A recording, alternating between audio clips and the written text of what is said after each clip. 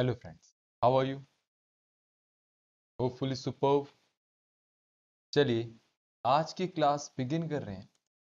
आज हम लोगों ने रिवीजन करना है अपने चैप्टर 6 डिसीजन मेकिंग का। सब लोग आ जाएंगे मेरे साथ चैप्टर 6 डिसीजन मेकिंग पे। देखिए,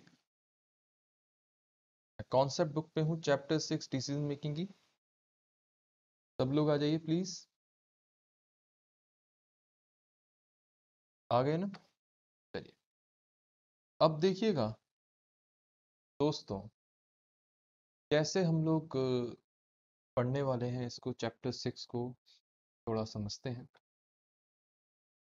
दोस्तों, चैप्टर 6 के अंदर हमने क्या क्या पढ़ा था, जल्दी से रिवाइज करते हैं। सबसे पहले हम आए थे कि डिसीजन लेते कैसे हैं। काफी लंबा चैप्टर रहा और इस चैप्टर को थोड़ा सा टाइम लगेगा रिवाइज करने में। सबसे पहले हमने सोचा था डिसीजन लेते कैसे हैं। एक लिया था लॉन्ग टर्म डिसीजन, एक लिया था short term decision. Long term decision का मतलब ये था जिसमें आपके कैपिटल के आप डिसीजन चेंज कर सकते हैं, या आप दोबारा कैपिटल इन्वेस्ट कर सकते हैं, या बहुत सारी चीजें जिसमें आपके डिसीजंस चेंज हो सकते हैं।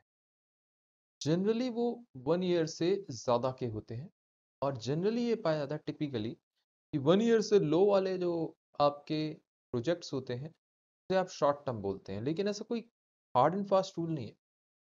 शॉर्ट टर्म का मतलब सिंपल सिंपल है, जिसके अंदर आपके जो फैक्टर्स हैं वो चेंज नहीं हो रहे। ठीक है। अब आपने कहा कि सही बात है सर, जो भी फैक्टर्स हैं, चाहे वो इन्वेस्टमेंट है चाहे कुछ भी है, वो चेंज नहीं हो रही, उसको आप शॉर्ट टर्म बोल रहे हैं।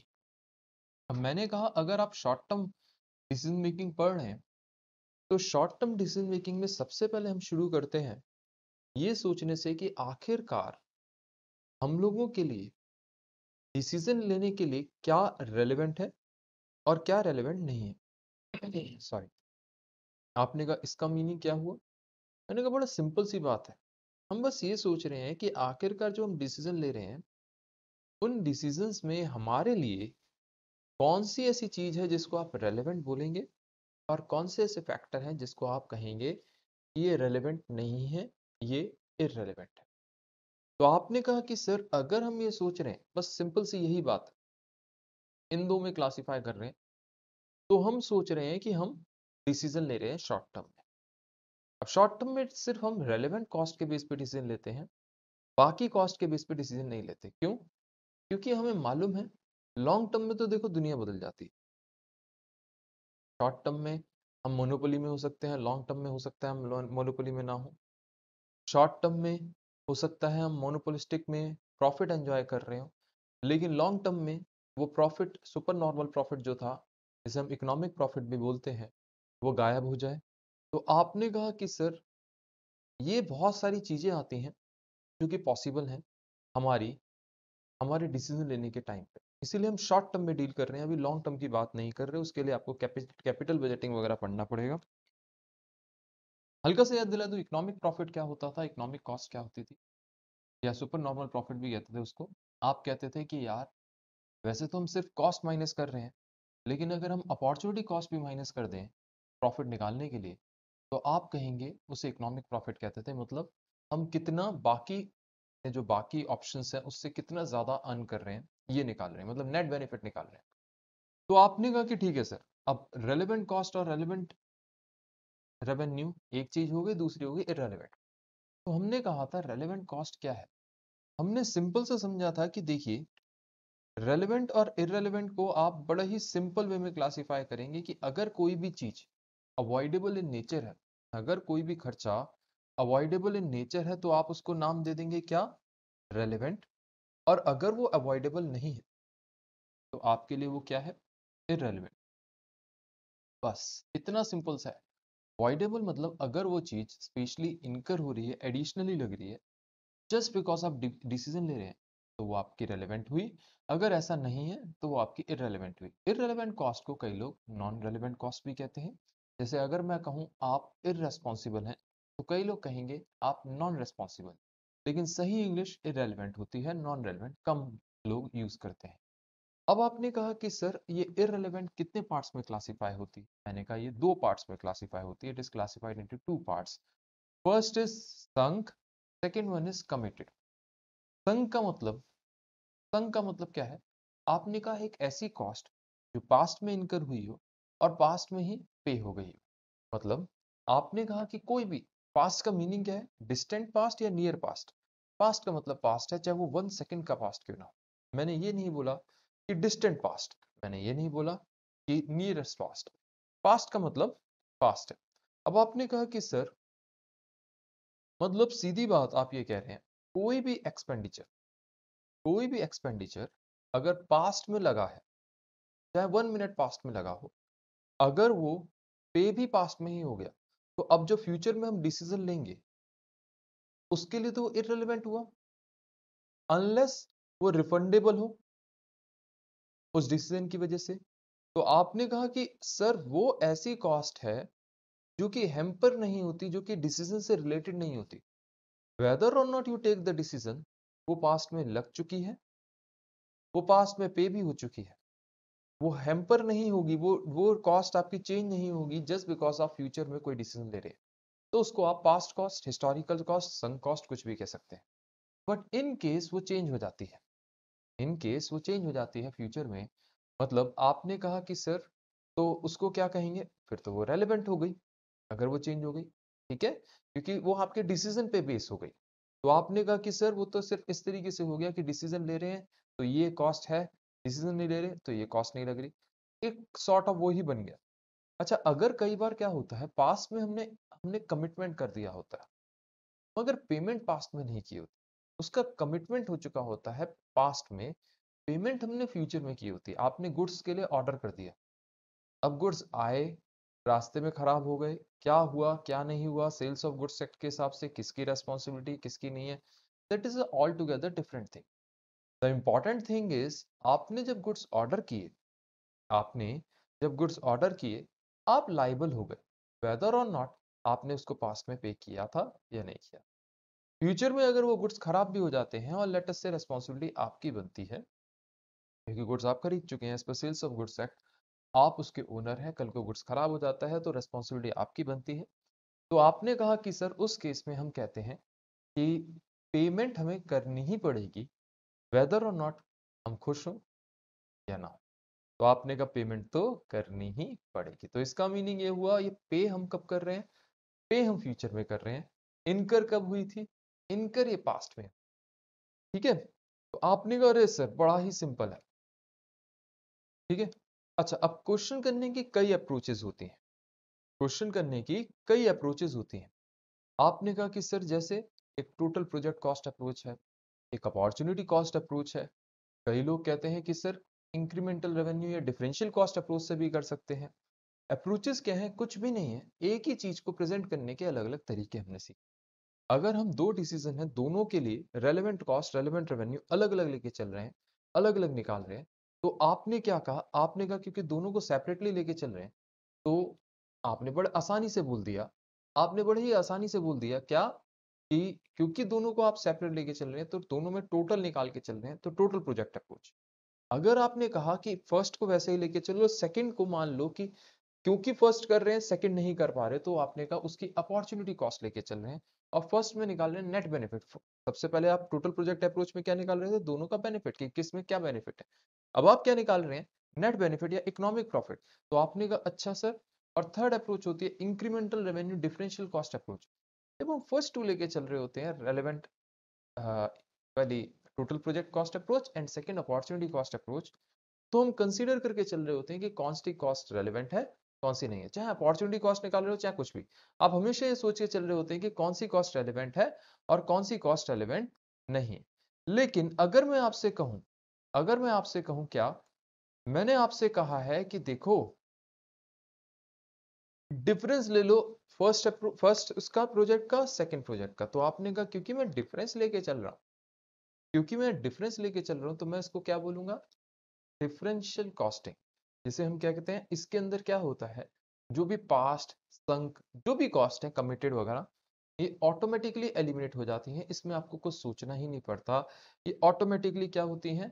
एलिमिनेट हो जाती है। तो पॉइंट ये है कि incremental revenue differential cost approach क्यों बोला जाता है। हम क्या करते हैं, हम वो वाले ऑप्शन को बड़ा लेके चलते हैं कि उसको फॉलो करेंगे जिसमें रेवेन्यू ज्यादा हो, हमें दिख रहा हो। तो हम रेवेन्यू हायर वाला लेते हैं, इसलिए ऑब्वियसली डिफरेंस जब ले रहे होते हैं हम कहते हैं इस ऑप्शन में ज्यादा रेवेन्यू आ रहा है इतना, और फिर डिफरेंस इन कॉस्ट ले लेते हैं तो डिफरेंशियल कॉस्ट, क्योंकि कुछ कॉस्ट बढ़ रही होती है कुछ कॉस्ट घट रही होती है। फिर आपने कहा कि ठीक है सर, जब भी कॉस्ट इंक्रीज हो रही होगी तो उसको इंक्रीमेंटल कहेंगे, और डिक्रीज हो रही होगी तो उसको हम क्या कहेंगे, डिक्रीमेंटल। अब आपने कहा कि सर ये बात भी क्लियर है, इसमें आप ऑब्वियसली इसमें डिफरेंस निकालना चाहें, दिखाना चाहें, आप संक कॉस्ट वगैरह का दिखा सकते हैं, अदरवाइज कोई जरूरत नहीं है। इसके बाद हम आगे बढ़े थे अपॉर्चुनिटी कॉस्ट पे, और अपॉर्चुनिटी कॉस्ट की हमने दो सिचुएशंस को समझा था। आपने कहा कि सर अपॉर्चुनिटी कॉस्ट की दो सिचुएशंस को, दो केसेस को समझा था। यस, दो केसेस को मैंने अपॉर्चुनिटी कॉस्ट की सिखाया था आपको। पहला केस था कि देखिए, अगर हम एक ही प्रोडक्ट बना रहे हैं एक टाइम पे, एक ही प्रोडक्ट बना रहे हैं एक टाइम पे, तो आप कहेंगे कि सर लिमिटेड रिसोर्सेज है, उससे वन ही प्रोडक्ट बना सकते हैं। मतलब ऑप्शंस वन से ज्यादा है। It's not like that we do not have options, rather it is like we have only limited resources, because of which we are thinking that which option shall we choose out of three।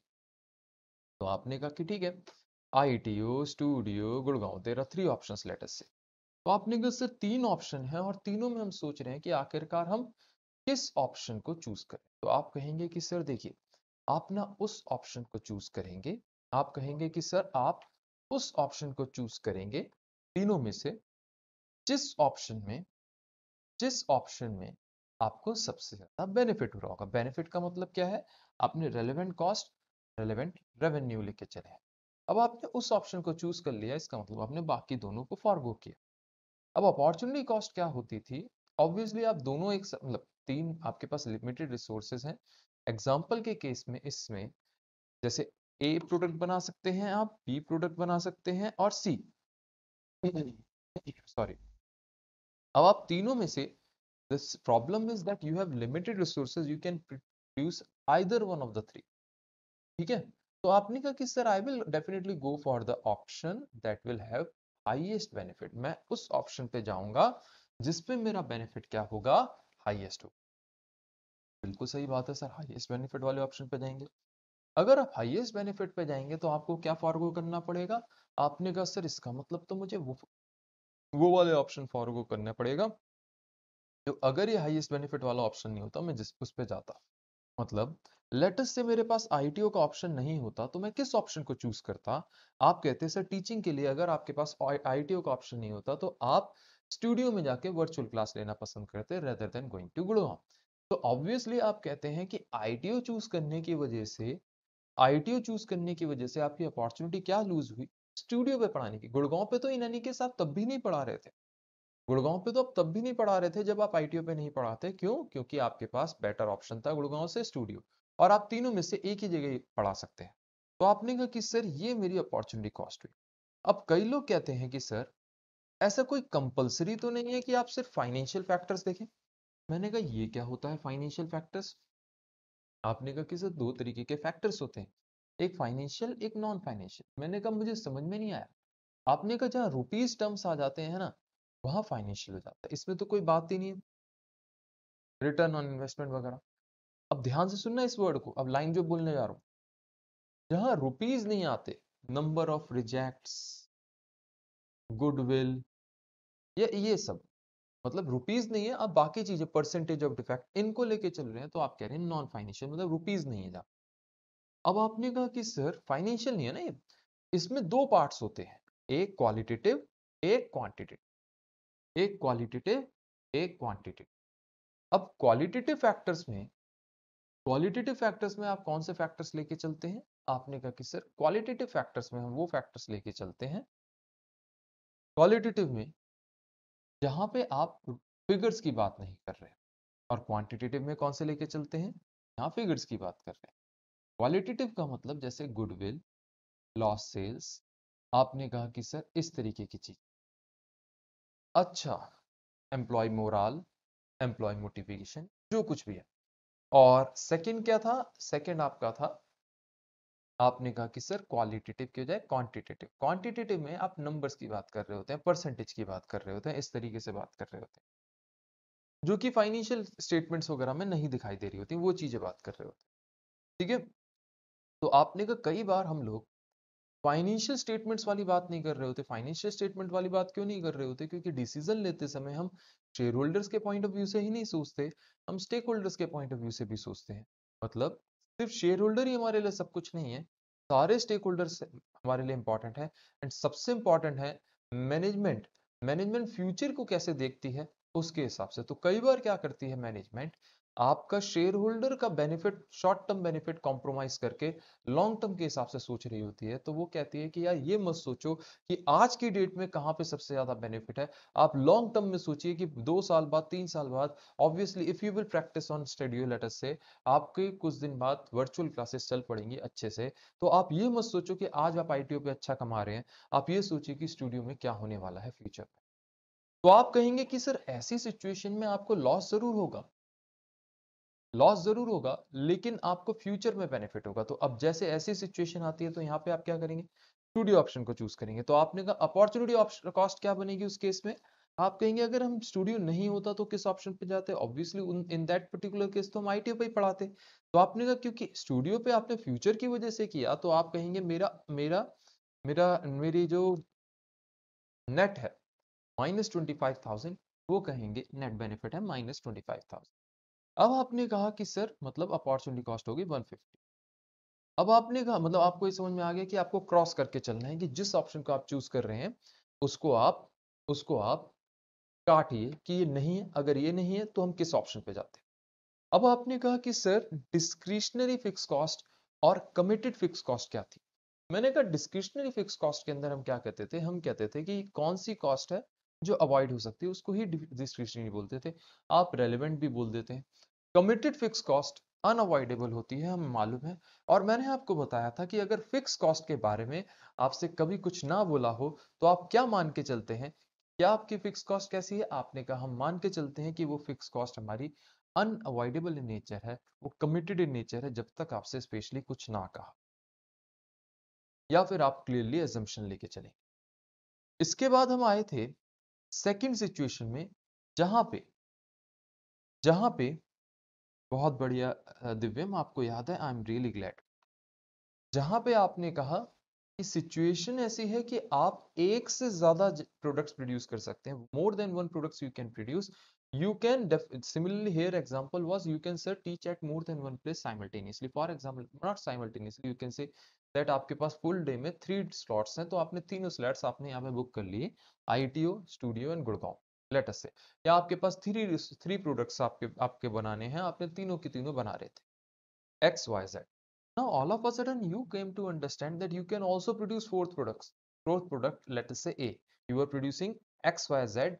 You can now produce one more product. What is known that A. अब आपने कहा obviously I have limited resources. I need to either I am bound to forego what? One of these products. Either of the three products I am supposed to forego. Why? आप कहेंगे because I have limited resources, जितने resources है सारे लगा रखे थे। Sorry. अब आप कहेंगे कि सर ऐसी सिचुएशन में अगर हमारे पास फोर्थ ऑप्शन आता है, whatever the earning of that particular fourth option में भी, आप किस ऑप्शन को फॉरगो करना चाहेंगे? You will say we will forgo that particular option where we are earning least amount among the three. मतलब जैसे थ्री प्रोडक्ट्स हैं, जिस प्रोडक्ट पे भी आप सबसे कम कमा रहे हैं, लेट अस से जेड पे, तो आप जेड को फॉरगो करेंगे। आप अपनी टीचिंग का आपने जहां पे एग्जांपल लिया था, आप कहेंगे कि सर हम क्या फॉरगो करेंगे? आप गुड़गांव को फॉरगो करेंगे। सर आप क्यों? क्योंकि सबसे कम अर्निंग है। तो जब भी एक से ज्यादा, मोर देन वन प्रोडक्ट्स हम अगर एक साथ में प्रोड्यूस कर रहे हैं, तो आप कहेंगे किसको ऑप्शन को लेके चलते हैं? जहां पे सबसे कम कंट्रीब्यूशन हो। और जब हमसे पूछा जाता है कि भाई आप ये बताइए कि आपको एक ही प्रोडक्ट बना सकते हैं, तो आप जिस प्रोडक्ट को चूज कर रहे होते हैं आप कैसे लेके चलते हैं? पहले अज्यूम करते हैं कि अगर ये प्रोडक्ट नहीं होता तो हम किस ऑप्शन को चूज करते हैं। अब आप कहते हैं कि अच्छा इस ऑप्शन को चूज करते हैं ना, अब ये प्रोडक्ट बना रहे हैं इसीलिए इसको आप फॉरगो कर रहे हैं। तो आपकी दोनों में थोड़ी सी अप्रोच में डिफरेंस है, लेकिन दोनों बहुत बढ़िया अप्रोच है। अब आपने कहा कि सर इसके बाद बताइए, इसके बाद बताइए। मैंने कहा इसके बाद देखिएगा, हमने कुछ प्रैक्टिस की थी इसके ऊपर, और फिर मैंने आपको एलिमेंट ऑफ कॉस्ट बताए थे कि कॉस्ट कितनी तरीके की हो। मैंने आपको समझाया था मटेरियल, लेबर, ओवरहेड।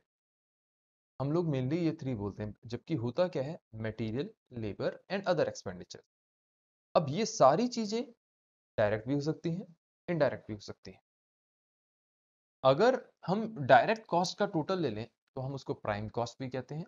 मतलब आपने कहा direct material, direct labour, direct expense, ठीक है।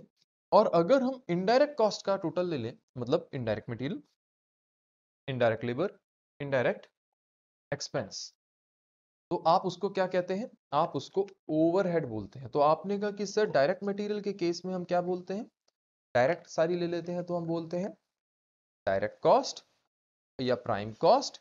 और अगर हम सारी इनडायरेक्ट को ले लेते हैं तो हम उसको क्या बोलते हैं, ओवरहेड।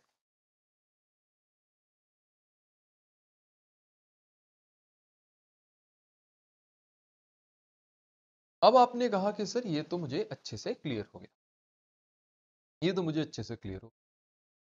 मैंने कहा दोस्तों, मैंने कहा दोस्तों आगे देखिएगा, इसके बाद, इसके बाद देखिएगा प्रोडक्शन और वर्क ओवरहेड। अच्छा, ये कई तरीके के ओवरहेड होते हैं तो इसके ऊपर हम ज्यादा नहीं जा रहे। अब आपने कहा कि सर अब हम ओवरहेड को तो बाद में लेंगे, अब हम सोचना क्या है, हमें ये सोचना है सबसे पहले, अगर रेलेवेंट कॉस्ट लेके चल रहे हैं तो सबसे पहले किसकी रेलेवेंट कॉस्ट निकालेंगे। अगर मैंने कहा direct material, direct labour, direct expense, ठीक है, indirect material, indirect labour, indirect expense, तो इनडायरेक्ट वाले को 3 को ऐड कर देते हैं, क्या हो गया, overhead. Direct material, direct labour, अब बात आती है डायरेक्ट एक्सपेंस। टिपिकली देखा गया डायरेक्ट एक्सपेंस का एक्सपेंडिचर इतना लो होता है कि हम उसको इग्नोर करके चल रहे होते हैं, हम क्या देते हैं सीधा direct material, direct labour and overhead. हम डायरेक्ट एक्सपेंस बोलते भी नहीं है, होता है, हम बोलते भी नहीं क्योंकि उसका अमाउंट बहुत कम होता है, लेकिन वो डायरेक्टली ट्रेसेबल होता है प्रोडक्ट पे। डायरेक्ट और इनडायरेक्ट का मीनिंग याद दिला दूं, डायरेक्ट का मतलब कोई भी एक्सपेंडिचर, कोई भी एक्सपेंडिचर अ पर्टिकुलर प्रोडक्ट, या आप कहेंगे आप जिस भी कॉस्ट एलोकेशन बेस है, जो भी आप जिसके ऊपर भी निकालना चाह रहे हैं आप, कॉस्ट एलोकेशन बेस गलत वर्ड है, जो भी प्रोडक्ट या आप कहेंगे कॉस्ट सेंटर, जिसके ऊपर आप कॉस्ट निकालना चाह रहे हैं उसके ऊपर डायरेक्टली ट्रेसेबल होता है तो आप उसको कहते हैं डायरेक्ट। अगर वो डायरेक्टली ट्रेसेबल नहीं होता, उसके ऊपर उसको आपको अपोर्शन, एलोकेशन या कुछ भी करना पड़ता है, मतलब बांटना पड़ता है, then it is known as, आपने कहा, indirect. Now coming on to direct material, सबसे पहले आई टोल्ड यू दैट हमें क्या सोचना है, मटेरियल कभी भी हम इसलिए हेल्ड नहीं करते कि हम सेल कर रहे हैं, because we are manufacturer, we are not trader. If we are trader then it will be finished product for us, it will not be known as material. For a manufacturer, आपने कहा material जो होता है वो किस चीज के लिए होता है, वो मैन्युफैक्चरिंग यूज के लिए होता है। अब मैंने आपको समझाए थे, कुछ केसेस सिखाए थे जिसके अंदर मैंने आपको बताया था कि मटेरियल को किस तरीके से हम रेलेवेंट इररेलेवेंट चूज करते हैं। मैंने आपको बताया था कि देखिए, केस वन मैंने आपको टेबल के हिसाब से भी बताया था, मैं केसेस के हिसाब से यहाँ पे हल्का सा याद दिला रहा हूँ, थोड़ा सा ज्यादा इजी रहेगा। आपके पास बुक में टेबल्स हैं, आप प्लीज वो टेबल्स देख सकते हैं, मैं आपको दिखा दे रहा कहाँ पे हैं, आ जाइए। ये रहा वो टेबल, आपका टेबल है पेज 6-10 पे। टेबल जो है आपका पेज 6-10 पे है।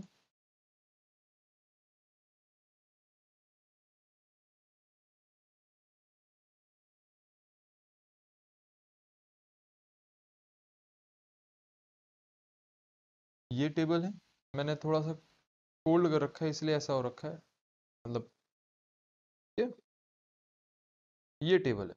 तो आपने कहा ठीक है सर, 6-10।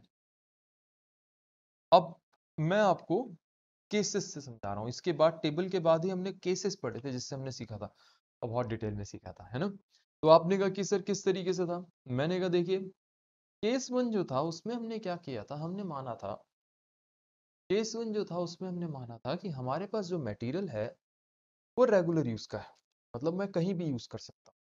अब आपने कहा कि सर मैं जो भी मटेरियल यूज कर रहा हूँ, आप लेटेस्ट से, मैंने एग्जांपल लिया था, लेटेस्ट से हमारा एक रेस्टोरेंट है तो हम फ्लावर यूज करते हैं, मतलब आटा। When you are using flour, तो आप कहेंगे मैं कहीं भी यूज कर सकता हूँ, है ना, किसी भी डिश में। अब all of a sudden letter से एक मैरिज का या स्पेशल कॉन्ट्रैक्ट आया जहां पे आपको काउंटर लगाना है। अब अगर आप वहां पे काउंटर लगा रहे हैं तो आप क्या कहेंगे, आप कहेंगे मुझे फ्लावर की रिक्वायरमेंट है। जब आपको फ्लावर की रिक्वायरमेंट है, you will go into the market and you will purchase. तो आपकी परचेज प्राइस मतलब आपकी एक्स्ट्रा कॉस्ट जो लग रही है वही तो रेलेवेंट हुई। आपने जब परचेज किया तो आपकी वो एक्स्ट्रा कॉस्ट हो गई, वो आपकी रेलेवेंट थी। लेकिन ऐसी भी सिचुएशन आ सकती है कि आप, बिकॉज आपकी बड़ी ऑर्गेनाइजेशन है, आप सीधी सी बात है ये सोच रहे हैं यार मेरी ऑर्गेनाइजेशन है, मैं क्यों ना एक काम करूं, ऑर्डर कर दूं उसको कि गुड्स दे जा। और अभी काम वेट करने के लिए के बजाय, मींस रेदर देन वेटिंग कि वो गुड्स आएंगे, मटेरियल आएगा, मैं अपने रेगुलर गुड्स के स्टॉक में से उस मटेरियल को यूज कर लूं। मैंने कहा ठीक है कर लो। हमने कहा रेगुलर मटेरियल का जो जो जो परचेज किया था उसकी कॉस्ट ये थी, तो मैं आप कहेंगे कि सर उसकी जो ओरिजिनल परचेज प्राइस है उसको मत देखिए, because it is sunk in nature. और मैं उसको परचेज थोड़ी कर रहा हूं आपसे, मैं तो आपसे ले रहा हूं। और मार्केट में मैंने ऑर्डर कर दिया, as soon as I will receive, मैं आपको उसकी जगह रिप्लेस करके दे दूंगा। तो अल्टीमेटली आपके पास तो वैसे का वैसे ही स्टॉक रहा, आपको तो कोई फर्क नहीं पड़ा। और मेरी कॉस्ट जो एक्स्ट्रा लगी वो कौन सी लगी, जो मैंने मार्केट से परचेज प्राइस किया था।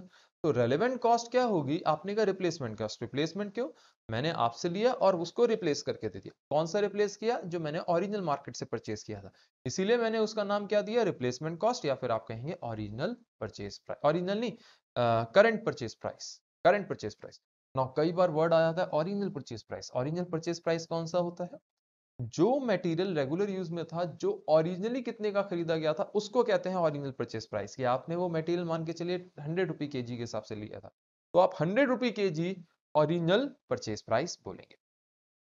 अच्छा, अब आपने कहा कि सर इसके सिवाय भी अदर ऑप्शंस हो सकते हैं, मैंने कहा बहुत सारे। तो हमने लिया रेगुलर यूज का मटेरियल है, लेकिन मटेरियल इरेगुलर यूज का भी हो सकता है। मतलब आपने कहा स्लो मूविंग आइटम हो सकता है या नॉन मूविंग आइटम हो सकता है जो अब यूज में नहीं आता। आपने कहा ऐसा भी कुछ हो सकता है। मैंने आपको एडिसन या फ्लोरोसेंट बल्ब का एग्जांपल लिया था। मैंने आपको दिखाया था कि देखिए, पहले हम लोग हैलोजन यूज करते थे, हैलोजन यूज करते थे, आपको पता होगा। पहले हम लोग क्या करते थे, बल्ब यूज करते थे, एडिसन बल्ब जो फ्लोरोसेंट बल्ब होता था। अब क्या यूज करते हैं, अब आप यूज करते हैं क्या, आप यूज करते हैं एलईडी बल्ब। तो आपने कहा जो सर स्क्रू थ्रेड है, स्क्रू थ्रेड जो मतलब नीचे की चूड़ी है, वो तो दोनों की सेम है, तो वो है रेगुलर यूज का मटेरियल, मतलब वो तो यूज में आता रहता है। लेकिन अगर मैं बात करूं उसके अंदर फिलामेंट की, क्योंकि अब वो मटेरियल, अब फिलिप्स कंपनी है आपकी, अब आपके लिए वो फिलामेंट यूज का नहीं है। क्यों नहीं है, आपने कहा क्योंकि सर आज की डेट में, आज की डेट में हमें यूज में नहीं आता, बल्ब नहीं बनाते हम। अब ऑल ऑफ अ सडन एक स्पेशल ऑर्डर आ जाए तो क्या करोगे, आपने कहा स्पेशल ऑर्डर आ गया जहां पे फिलामेंट का यूज है, तो आप कहेंगे अच्छा, वैसे तो हम हमेशा ये मान के चलेंगे, हमेशा पूरे करिकुलम में जैसे ही हमें ये दिया होगा कि गुड्स मेरे पास किसी भी तरीके से एक्स्ट्रा पड़े हैं, तो हम हमेशा ये मान के चलते हैं कि आप उसको डिस्पोज ऑफ करके स्पेस खाली करोगे और उस जगह को यूटिलाइज करके कुछ और काम करोगे। नेचुरल सी बात है। आपने कहा कि सर तो हम यही मान के चलेंगे यहाँ पे भी कि हम स्पेस खाली करके यूटिलाइज करना चाह रहे हैं, यही मानेंगे, मैं भी यही मानूंगा। तो आपने कहा ठीक बात है, स्पेस खाली करो। तो आपने कहा स्पेस खाली करने के लिए कई बार क्या होता है कि हम जब गुड्स के लिए मान के चले स्क्रैप डीलर को बुलाया, उसने कहा कि मैं कुछ नहीं दूंगा, मैं तो फ्री में लेके जाऊंगा। तो आपने कहा निल हो जाएगी रेलेवेंट कॉस्ट, क्यों, अपॉर्चुनिटी कॉस्ट कुछ है ही नहीं। और ओरिजिनल परचेज प्राइस कितने का मटेरियल लिया था इससे कोई मतलब नहीं। आज की डेट में अगर आपके लिए ये कुछ वैल्यू नहीं रखता, आप तो फेंकने वाले थे खाली स्पेस करने के लिए, ऑल ऑफ अ सडन एक स्पेशल बिजनेस आ गया जिसमें आप इसको यूज कर सकते हैं, तो आप कहेंगे मेरी रेलेवेंट कॉस्ट तो नील ही हुई, मेरी रेलेवेंट कॉस्ट तो नील ही हुई, क्योंकि ये तो मेरे लिए कुछ वैल्यू ही नहीं था। लेकिन अगर मान के चलिए स्क्रैप डीलर मेरे को 10,000 रुपीज देने वाला था उस पर्टिकुलर मटेरियल के जो आप स्क्रैप कर रहे हैं, अब क्या हुआ, आपके पास स्पेशल बिजनेस आया, स्पेशल बिजनेस में जब आपने उस मटेरियल को लगाया, तो आपने कहा कि सर मैं ये सोचूंगा कि यार मैं जो स्पेशल बिजनेस में अर्न कर रहा हूं एटलीस्ट 10,000 अर्न करना चाहिए। क्यों, क्योंकि मैं इसकी वजह से 10,000 की अपॉर्चुनिटी अर्न करने की लूज कर रहा हूं। तो आपने कहा कि सर 10,000 मेरी क्या हो गई, अपॉर्चुनिटी कॉस्ट, और हमने पहले ही समझा था रेलेवेंट कॉस्ट का पार्ट बनेगी अपॉर्चुनिटी।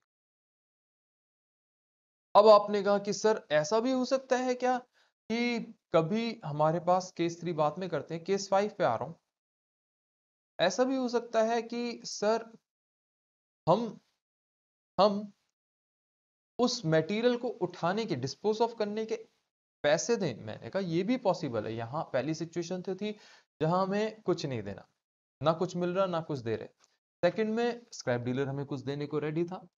थर्ड, मैंने आपको एग्जांपल दिया था कोबाल्ट का, जो कि एक डेंजरस मटेरियल है, या आप कुछ कह लीजिए एसिड है या कुछ भी है, जिसको आप एक्सप्लोसिव्स हैं या कुछ भी ऐसा है। जैसे आपने कहा कि सर एक बैटरी है, बैटरी को आप ऐसे ही डिस्पोज ऑफ नहीं कर सकते, क्योंकि क्या होता है बैटरी एक्सप्लोड कर सकती है, ये हमारे उसमें वार्निंग सिग्नल भी होता है बैटरी के ऊपर, अगर आपने पढ़ा हो कभी, तो उसको बड़े ध्यान से डिस्पोज ऑफ करना पड़ता है। तो आपने कहा लेटस से आपको जब डिस्पोज ऑफ कर रहे हैं ऐसे मटेरियल को जो नॉन मूविंग था, आपने कहा कि सर मैं तो क्या कर रहा था, उसके पैसे पे कर रहा था रहता डिस्पोज ऑफ करने के, मैं तो 5,000 देने को रेडी था डिस्पोज ऑफ के, सामने वाला स्क्रैप डीलर में से लेके जा रहा था, कह रहा था 5,000 दोगे तब उठाऊंगा। ऑल ऑफ अ सडन क्या हुआ, मेरे को एक स्पेशल ऑर्डर आ गया, जिसमें मैंने देखा अरे यही मटेरियल यूज में आ जाएगा जो मेरा रखा हुआ है, जो मैं फालतू में किसी स्क्रैप डीलर को पैसे दे के उठाने को कह रहा हूँ। तो मैंने कहा अगर मैं ये स्पेशल ऑर्डर कर लूं तो मेरे ये 5,000 सेव हो जाएंगे। तो क्योंकि ये मेरे 5,000 सेव हो रहे हैं, तो आपने कहा कि सर यहाँ पे या तो ये कहिए कि अपॉर्चुनिटी कॉस्ट मेरी -5,000 है, या फिर आप कहिए कॉस्ट सेविंग मेरी 5,000 है, कॉस्ट सेविंग मेरी 5,000। इसके बाद आपने कहा क्या, आपने कहा कि सर इसके बाद देखिए फोर्थ केस क्या था, फोर्थ और थर्ड केस था कि अगर मेरे पास गुड्स नहीं है तो हम क्या करेंगे, थर्ड और फोर्थ केस। तो मैंने कहा अगर आपके पास गुड्स नहीं है तो आप पता है क्या करते हैं, जो चीज स्टॉक में नहीं होती उसको आप मार्केट से परचेज कर लेते हैं, वो रेलेवेंट कॉस्ट बन जाती है। कभी भी आप परचेज करने के टाइम पे स्क्रैप वैल्यू नहीं देखोगे। क्यों, आप कोई भी मटेरियल इसलिए परचेज नहीं कर रहे कि आपको कबाड़ में बेचना। You are not a trader, you are a manufacturer. तो फालतू की चीजें नहीं सोचेंगे हम कहेंगे सिर्फ परचेज प्राइस लेके चलेंगे। फिर हम आए थे एक और केस पे, 1 or 2 cases were there which are very important, बहुत अच्छे केस थे। केस 7 पे आ रहा हूँ, जिससे केस 6 ऑटोमेटिकली कवर हो जाएगा। केस 7 में हमने एक बहुत बेसिक चीज सीखी थी, बेनिफिट दो तरीके के होते हैं। कई बार कैश इनफ्लो होता है, वो बेनिफिट होता है। कई बार सेविंग्स हो जाती है, मतलब कैश आउटफ्लो बच गया, तो वो भी बेनिफिट है। आपने कहा in any case savings and benefit दोनों ही, सेविंग्स और बेनिफिट दोनों ही मेरे लिए बेनिफिट है। तो आपने कहा कि सर इसमें हम क्या कहना चाह रहे हैं, बेसिकली जैसे इस एग्जांपल में था, इस केस में था कि आपके पास मटेरियल जो है वो किसी काम का नहीं, लेकिन आपने सोचा कि क्यों ना इस मटेरियल को हम बेचते हैं। तो आपने कहा रीसेल वैल्यू आएगी हमारे पास, कहीं बेचेंगे तो हमारे पास सेल वैल्यू आएगी। अच्छा, या फिर आपने सोचा क्योंकि बेकार में कबाड़ में बेच दें, एक काम करते हैं we will get some scrap value. Alternatively you thought कि क्यों ना मैं एक काम करूं, इसको किसी मटेरियल की जगह रिप्लेस कर लेता हूं, सब्स्टिट्यूट की तरह यूज कर लेता हूं।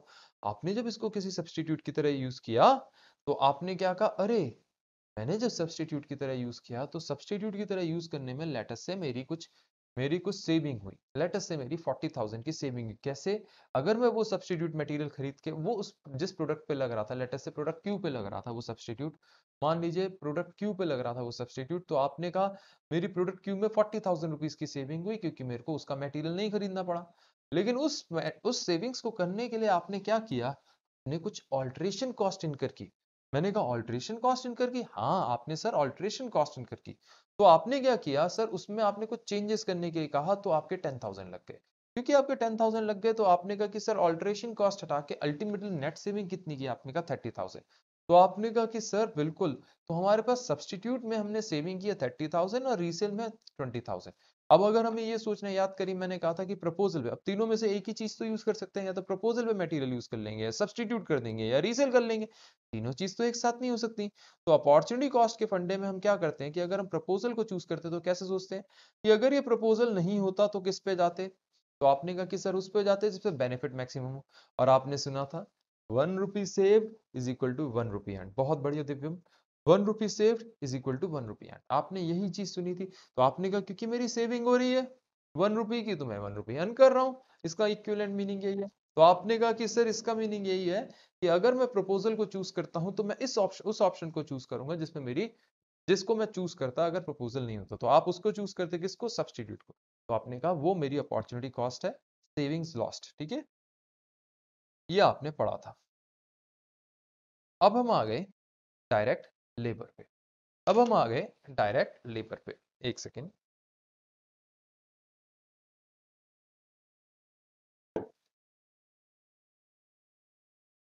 डायरेक्ट लेबर में आपने देखा था कि दो तरीके के एम्प्लॉयज होते हैं, ब्लू कॉलर, व्हाइट कॉलर। मतलब highly skilled, semi skilled. Blue collar में क्या हो गया, स्किल्ड, सेमी स्किल्ड, अनस्किल्ड। आपने कहा सभी वर्कर हैं, ये मत सोचिएगा कि कोई भी ओनर है, सभी वर्कर हैं। और वर्कर हम लोग देखिए जब ऑफिस में चले जाते हैं तो हम अपने आप को एम्प्लॉय बोलने लग जाते हैं, लेकिन है तो हम भी वहां पे नौकरी कर रहे हैं, नौकर हैं। अगर नौकर ही तो नौकरी करेगा, मालिक तो नौकरी नहीं करेगा। नौकर, नौकरी तो ऑफेंसिव लगता है, लेकिन देखो सच्चाई तो सच्चाई है। जब हम घर के नौकर की बात कर रहे होते हैं तो हम सोचते हैं हम मालिक हैं, वो नौकर है। लेकिन अगर नोटिस किया जाए जब हम किसी और के यहाँ जाके काम कर रहे हैं तो हम भी तो नौकर हुए ना। ठीक है, it is same, we are workers. तो वो अच्छे क्वालिटी के वर्कर्स को हम व्हाइट कॉलर बोल देते हैं, जो थोड़ा सा लो क्वालिटी, मतलब जिनके पास नॉलेज स्किल्स वगैरह कम होती हैं, उनको हम ब्लू कॉलर बोल देते हैं, जो फैक्ट्री वगैरह में काम करते हैं। इन एनी केस ये लेबर जो है दो तरीके से हायर की जाती है। एक होता है कैजुअल लेबर, कैजुअल बेस पे हायर करते हैं, मतलब हायर एंड फायर बेसिस। एक परमानेंट, जिसे हम रेगुलर रेगुलर लेबर बेस बोलते हैं। कैजुअल को कॉन्ट्रेक्चुअल लेबर भी बोला जाता है। मतलब इसको हम निकालते नहीं, हम कहते हैं ये हमारे साथ रहेगी, इसको पे करते ही रहेंगे चाहे काम हो या ना हो, क्योंकि ये लॉयल है या इसके पास स्किल्स हैं। हम दूसरी लेबर को बार बार वो स्किल्स नहीं सिखा सकते, तो बहुत सारे रीजन हैं। फिर हमने सीखा था वेज पे करने के कई तरीके होते हैं। टाइम बेस पे होता है, जैसे per hour, per month, per day, per annum. इस बेस पे होता है पर वीक। जो एम्प्लॉयज ऑफिस में काम कर रहे होते हैं उनको टाइम बेस पे जनरली सैलरी मिल रही होती है। पीस रेट पे भी होता है। पीस रेट पे क्या होता है कि आपने जितने यूनिट्स बनाए उसके हिसाब से आपको आउटपुट के हिसाब से आपको पैसे मिलेंगे। तो आपने कहा कि सर अब क्या होता है लेबर के साथ, जरा कॉन्सेप्ट बुक पे आइएगा। लेबर के इसमें नेचुरल सी बात है, आप ऐसी लेबर हायर करना चाहेंगे जो आपके पास हमेशा रहे और आपके पास हमेशा वर्क भी रहे, आप हमेशा यही काम चाहेंगे, तो आप रेगुलर लेबर हायर करके रखते हैं। अब लेटस से आपके पास जो रेगुलर लेबर है वो उसके पास थोड़ा सा स्पेयर टाइम था, वो खाली बैठी थी, आइडल टाइम था, स्पेयर था, temporary. All of a sudden you received an order. अचानक आपके पास क्या आया, एक ऑर्डर आया। उस ऑर्डर को रिसीव करने के चक्कर में क्या हुआ, जब आपने वो ऑर्डर रिसीव किया, उस ऑर्डर को रिसीव करने के चक्कर में क्या हुआ, आपने कहा कि सर मेरे पे ऑर्डर आ गया। आपने कहा उस लेबर को हमने वहां यूटिलाइज कर लिया, तो आपने लेबर को कुछ एक्स्ट्रा तो पे नहीं किया, इसलिए आपकी रेलेवेंट कॉस्ट नील है। अगर कुछ एक्स्ट्रा पे किया होता तो आपकी रेलेवेंट कॉस्ट होती। अगर कुछ एक्स्ट्रा पे किया होता तो आपकी वो रेलेवेंट कॉस्ट होती। आपने कहा बिल्कुल सही बात है, अभी कुछ किया ही नहीं तो रेलेवेंट कॉस्ट कहां से, है ना। अच्छा, अब आपने कहा कि सर इसके बाद बताइए। मैंने कहा इसके बाद सुनिएगा। अब अगर मान के चलिए सेकंड सिचुएशन क्या हो सकती है, लेबर के पास पेयर टाइम नहीं है। पहली सिचुएशन में तो हमने क्या कहा, लेबर के पास पेयर टाइम है। दूसरी सिचुएशन में क्या बोला, नहीं है भैया, खाली क्या करोगे। तो आपने कहा कि सर दो पॉसिबल सिचुएशंस है, आपके पास ओवर टाइम होगा, ओवर टाइम कर सकता है, या ओवर टाइम पॉसिबल नहीं है। आपने कहा यार वो ओवर टाइम कर लेगा, या फिर आपने कहा कि सर उसका ओवर टाइम पॉसिबल नहीं है। अच्छा, अगर उससे मैंने कहा कि तू एक काम कर, तू थोड़ा ओवर टाइम कर ले, और वो करने को रेडी हो गया, तो जो मैं ओवर टाइम के लिए पैसे दे रहा हूँ, एक्स्ट्रा पैसे दे रहा हूँ, जो भी इनकरेंस हो रही है, वो मेरी रेलेवेंट कॉस्ट है। जो भी ओवर टाइम वेजेस हैं, मतलब जो भी मेरी बेसिक वेजेस हैं ओवर टाइम पीरियड की, और जो उस पीरियड की ओवर टाइम प्रीमियम है, मतलब एक्स्ट्रा जो मैं दे रहा हूँ। जैसे मान के चलिए नॉर्मली मैं देता उसको 10 रुपी पर आवर के हिसाब से, ओवर टाइम में मैं दे रहा हूँ उसको 15 रुपी पर आवर के हिसाब से। तो जितने आवर्स उसने ओवर टाइम किया तो मैं उसको 15 की कॉस्ट लेके चल रहा हूँ। 15 का मतलब रेलेवेंट 15 हुई, 10 बेसिक प्लस 5 रुपी ओवर टाइम प्रीमियम। तो आपने इस तरीके से पेमेंट कर दी, आपका काम हो गया, रेलेवेंट कॉस्ट ये है। लेकिन ऐसा भी पॉसिबल है कि ओवर टाइम पॉसिबल ना हो। अगर ओवर टाइम पॉसिबल नहीं है तो आपके पास एक सिचुएशन आ गई, आपने कहा कि फिर तो मेरे को लेबर बाहर से हायर करनी पड़ेगी क्योंकि मेरे को काम तो करना है। अगर आप गए बाहर लेबर हायर करने के लिए और आपने कॉन्ट्रैक्टर से कहा मेरे को लेबर दो और पेमेंट लो, आपने पेमेंट के लिए लेबर के पैसे दिए, काम कराया, लेबर भगा दी, खत्म बात। जितने दिन काम कराया, ये जरूरी नहीं है डेज ही हो, ईयर्स भी हो सकता है, कई बार सिचुएशन टू सिचुएशन फर्क पड़ता है। आपने कहा कि सर मैंने अल्टीमेटली उनसे काम कराया और उसकी पेमेंट की, तो जो वर्क की पेमेंट की आपने कहा वो रेलेवेंट है। और सेकंड सिचुएशन क्या हो सकती है, आप उनको कह रहे हैं कि भाई हम आप जब गए कॉन्ट्रैक्टर के पास, उसने कहा जी मेरी लेबर तो सारी गांव गई हुई है मनरेगा के पैसे लेने के लिए, या फिर आपने कहा कि कटाई करने, वॉट एवर द केस में भी, वो हार्वेस्टिंग के लिए गई है, मनरेगा के पैसे के लिए गई है, वॉट एवर द केस में भी, वो लेबर अब इस समय नहीं पॉसिबल है। तो आपने कहा अरे तो क्या करें, तो आपने कहा एक काम करते हैं, हम अभी जो वर्क है उसको छोड़ के यहाँ पे लेबर लगा देते हैं। मैंने कहा अरे यार फिर तो सिर्फ तभी लगाऊंगा तो जब मेरे को यहाँ पे नए वर्क में ज्यादा बेनिफिट हो रहा होगा करंट वर्क को छोड़ने से। तो आपने कहा ठीक है, ये एनालाइज कर लीजिए कि करंट वर्क पे कैसे अपॉर्चुनिटी कॉस्ट निकलेगी। तो हमने इसमें दो तरीके सीखे थे इसको लेके चलने के। आपने कहा कि सर पहला तरीका होता है अपॉर्चुनिटी कॉस्ट, और अपॉर्चुनिटी कॉस्ट लेते समय वेजेस की कॉस्ट को माइनस नहीं करते, जो कि हमने कहा था वेजेस जो होती है वो कमिटेड इन नेचर होती है, इसलिए हम वेजेस की कॉस्ट को माइनस नहीं करते। तो आप कहते हैं कि यार हमारी रेलेवेंट कॉस्ट क्या लेके चलते हैं, हम कहते हैं कि यार देखो जो मेरी अपॉर्चुनिटी कॉस्ट है अगर मेरे को उससे ज्यादा मिल जाए तो बेस्ट इस नए प्रोजेक्ट में, और अपॉर्चुनिटी कॉस्ट निकालते हुए वेजेस माइनस नहीं करते। सेकंड सिचुएशन क्या हो जाती है, आपने कहा कि सर इसी को एक और तरीके से कर सकते हैं, मैथमेटिकली सेम आंसर आएगा, वेजेस प्लस अपॉर्चुनिटी कॉस्ट ले लीजिए, और वेजेस आपकी जो भी वेजेस हैं उस लेबर की उस टाइम पीरियड के लिए वो ले लीजिए, प्लस अपॉर्चुनिटी कॉस्ट निकालते पे भी आप वेजेस सब्ट्रैक्ट कर दीजिए। आई टोल्ड यू कि आइदर वे में आपको फुल मार्क्स मिलेंगे आईसीआई के बिहाफ पे, आईसीआई आपको फुल मार्क्स देगा। ठीक है, दोनों तरीके से। अच्छा ये हो गया, लेबर हो गया, मटेरियल हो गया। इसके बाद आप कहां पे आ गए, आपने कहा कि सर मटेरियल और लेबर के बाद हम आगे बढ़े ओवरहेड पे। मैंने कहा ओवरहेड्स, हाँ जी ओवरहेड पे आ गए सर हम। मैंने कहा ओवरहेड में कैसे हैं, मैंने कहा ओवरहेड में कैसे है, तो आपने कहा कि सर ओवरहेड दो तरीके के होते हैं, एक होता है वेरिएबल ओवरहेड, एक होता है फिक्स ओवरहेड। मैंने कहा हाँ वेरिएबल और फिक्स तो होता है, उसमें क्या है। आपने कहा कि सर वेरिएबल ओवरहेड जो कोई भी होता है ना वो रेलेवेंट इन नेचर होता है, वेरिएबल ओवरहेड हमेशा रेलेवेंट इन नेचर होता है। तो मैंने कहा फिक्स में ऐसा नहीं होता। आपने कहा सर फिक्स के अंदर याद रखिएगा, फिक्स के अंदर याद रखिएगा कि सर इस तरीके की सिचुएशन नहीं आती। मैंने कहा फिर, आपने कहा कि सर फिक्स ओवरहेड में पता है क्या होता है, फिक्स में सिर्फ जो एडिशनल ओवरहेड है वो रेलेवेंट लेके चलते हैं। तो मैंने कहा वेरिएबल ओवरहेड में ऐसा क्यों होता है, आपने कहा कि सर वेरिएबल ओवरहेड में तो पता है एक और चीज होती है, अगर क्वेश्चन ने मान के चले 3 प्रोडक्ट्स दे रखे हैं और 1 प्रोडक्ट पे वेरिएबल ओवरहेड लगा रखा है, तो हम मान के चलेंगे तीनों प्रोडक्ट पे वेरिएबल ओवरहेड है। क्यों, क्योंकि ऑब्वियसली अगर आप लेबर वर्क करेगी तो फैन तो यूज करेगी, पावर वगैरह तो लगाएगी। तो आपने कहा कि सर लेबर अपने आप जब भी वर्क करेगी, वेदर और नॉट लेबर की कॉस्ट रेलिवेंट है, जब भी वर्क होगा हमारे यहाँ वेदर और नॉट लेबर की कॉस्ट रेलिवेंट है या नहीं, आपकी रेलिवेंट कॉस्ट में आप वेरिएबल ओवरहेड लेके चलेंगे, क्योंकि वेरिएबल ओवरहेड लगता ही लगता है, वेरिएबल ओवरहेड लगता ही लगता है, और वो रेलेवेंट इन नेचर है। अगर वो आपको एक्चुअल दे रखा होगा तो एक्चुअल, अदरवाइज आपको जो भी एब्जॉर्प्शन रेट दे रखा होगा आप वो लेके चलेंगे, एज्यूमिंग कि वो करेक्टली एस्टिमेट कर रहा है आपकी एक्चुअल एडिशनल ओवरहेड को। तो मतलब वेरिएबल ओवरहेड हमेशा रेलिवेंट होता है, अगर एक्चुअल दे रखा है तो एक्चुअल लेंगे, अदरवाइज आप एब्जॉर्ब को लेके चलेंगे एज्यूम करते हुए कि वो एक्यूरेटली एस्टिमेट कर रहा है जो आपकी एक्चुअल एक्स्ट्रा कॉस्ट है वेरिएबल ओवरहेड पे। ऑन दी कॉन्ट्ररी जब मैं फिक्स ओवरहेड की बात कर रहा हूं तो आपने क्या कहा, जब भी मैं फिक्स ओवरहेड की बात कर रहा हूं तो आपने कहा कि सर फिक्स ओवरहेड के केस में आप हमेशा बोलेंगे कि जो भी एडिशनल फिक्स ओवरहेड है सिर्फ वो रेलेवेंट है, जो एडिशनल फिक्स ओवरहेड है सिर्फ वो रेलेवेंट है, अदरवाइज फिक्स ओवरहेड में अगर एब्जॉर्प्शन रेट दे रखा है तो वो इररेलेवेंट है। अच्छा एक चीज और हमने समझी थी कि ओवरहेड के अंदर अगर, यहां मैंने नोट भी लिखवाया था, कुछ ना बोला हो और बाइफरकेट करने का कोई तरीका ना हो कि वेरिएबल और फिक्स ओवरहेड में, तो हम अज्यूम कर लेते हैं कि वो ओवरहेड कौन सा है, फिक्स इन नेचर है। ये हम अज्यूम कर लेते हैं क्योंकि साइजेबल पोर्शन जो होता है वो फिक्स ओवरहेड होता है, ना कि वेरिएबल।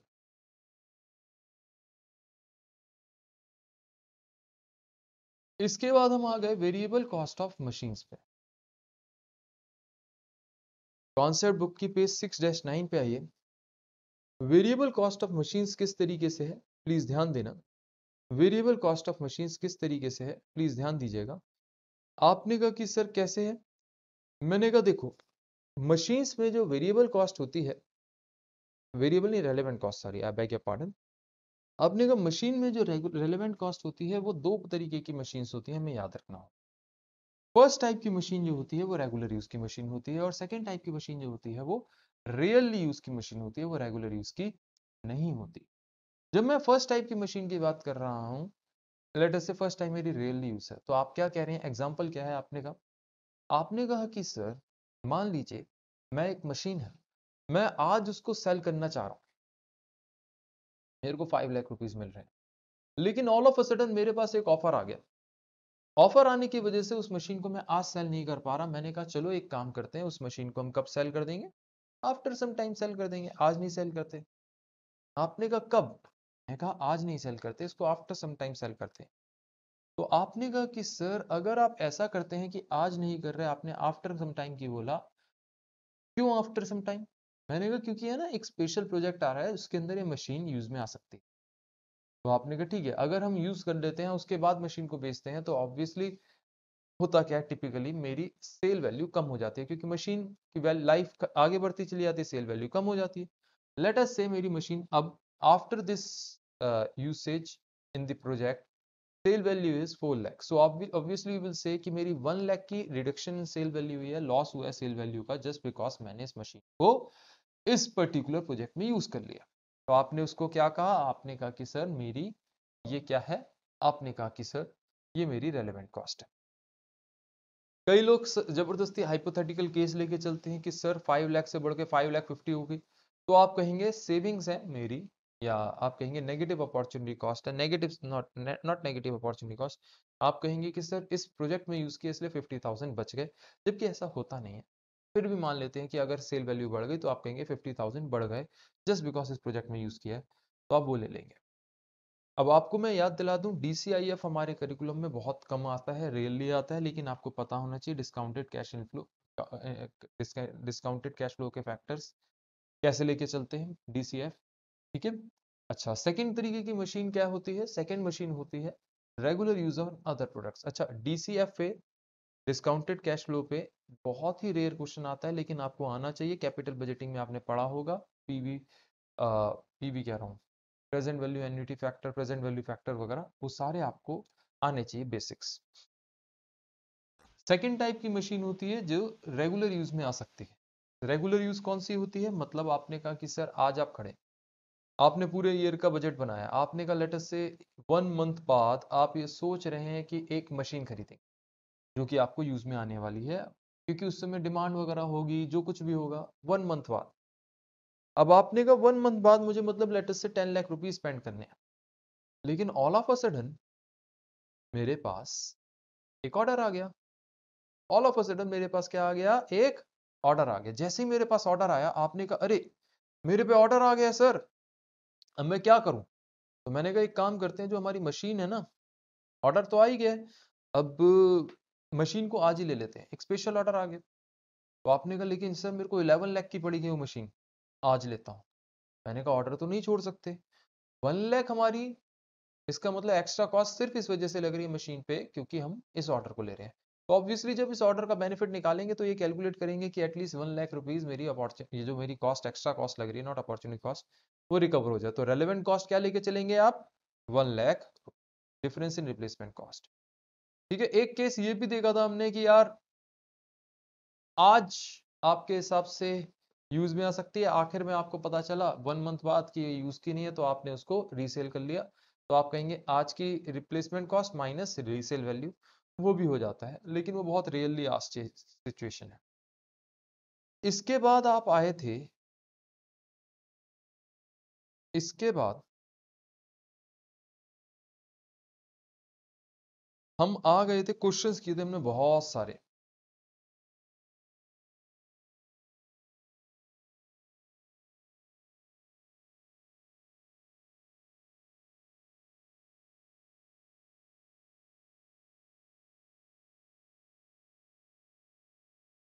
और क्वेश्चंस करने के बाद हम आ गए थे एक्सपोर्ट प्राइसिंग पे। तो आपने कहा सर एक्सपोर्ट प्राइसिंग, हाँ एक्सपोर्ट प्राइसिंग।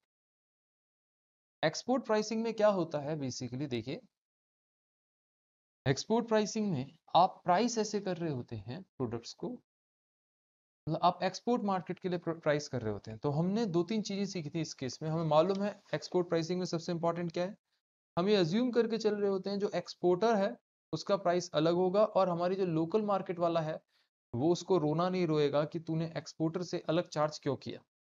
हमारे पास सरप्लस कैपेसिटी है, हम ये भी मान के चल रहे होते हैं। लोकल मार्केट में हम ये मान के चल रहे होते हैं लोकल मार्केट वाला रोएगा नहीं। अब जब हम एक्सपोर्ट पे देते हैं तो जानबूझ के कम प्राइस करते हैं, सरप्लस कैपेसिटी है, तो आपने कहा ठीक है रेलेवेंट कॉस्ट वगैरह के बेस पे वही चीजें कैलकुलेट कर लेते हैं जो हम नॉर्मली सोचते हैं। बस हम ये सोच रहे हैं नॉर्मली हम वो चीज 50 की चार्ज कर रहे हैं, एक्सपोर्टर एक्सपोर्ट कर रहे हैं तो 30 की। तो आप ये नहीं कहेंगे कि सर हमारा जो करंट जो भी परचेजर है, कस्टमर है, वो रोएगा। हमारी ये अजम्पशन होगी कि दोनों को एक दूसरे का प्राइस नहीं पता होगा। फिर मैंने आपको सिखाया था मार्कअप क्या होता है, मार्जिन क्या होता है। मैंने बताया था मार्कअप का मतलब क्या होता है, आप कॉस्ट के ऊपर मार्कअप चार्ज करते हैं। जो भी आपकी कॉस्ट है उस पर आप क्या चार्ज करते हैं, मार्कअप ऐड कर देते हैं। मार्जिन, आप सेलिंग प्राइस पे मार्जिन लेके चलते हैं। मार्जिन का मतलब आपने कहा सर देखिए इस तरीके से देखते हैं हमेशा, कॉस्ट हमेशा ऐसे लिख लेंगे, कॉस्ट प्रॉफिट सेलिंग प्राइस। 100 इसको ले लेंगे, अगर मार्कअप दे रखा है तो मान के चलिए 10% है तो आप क्या कहेंगे, आप कहेंगे ये हो गया 10 मार्कअप है ना, तो आपने कहा ये हो गया 110। अच्छा इसी का मार्जिन कोई पूछेगा तो 10 ओवर 110, ये आपका 9.09 आपका क्या कहलाएगा, मार्जिन कहलाएगा। आपने कहा ठीक है सर। अब मार्कअप मार्जिन हो गया। इसके बाद आपको मैंने बताया था कई छोटे छोटे कॉन्सेप्ट किए थे, कई छोटे छोटे कॉन्सेप्ट किए थे जैसे एथिकल कंसीडरेशन, ये सीवीपी वाला सबसे आखिर में किया था। सीवीपी में आएंगे, अभी एक मिनट रुक जाएंगे। इसके बाद हम आए थे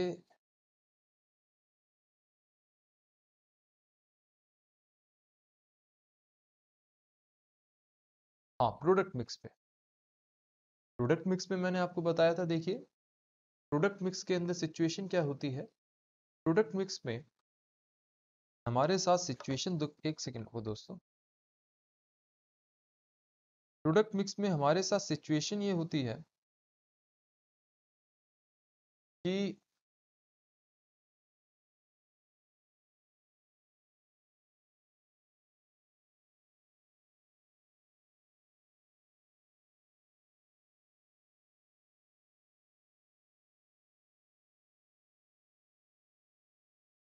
एक मिनट,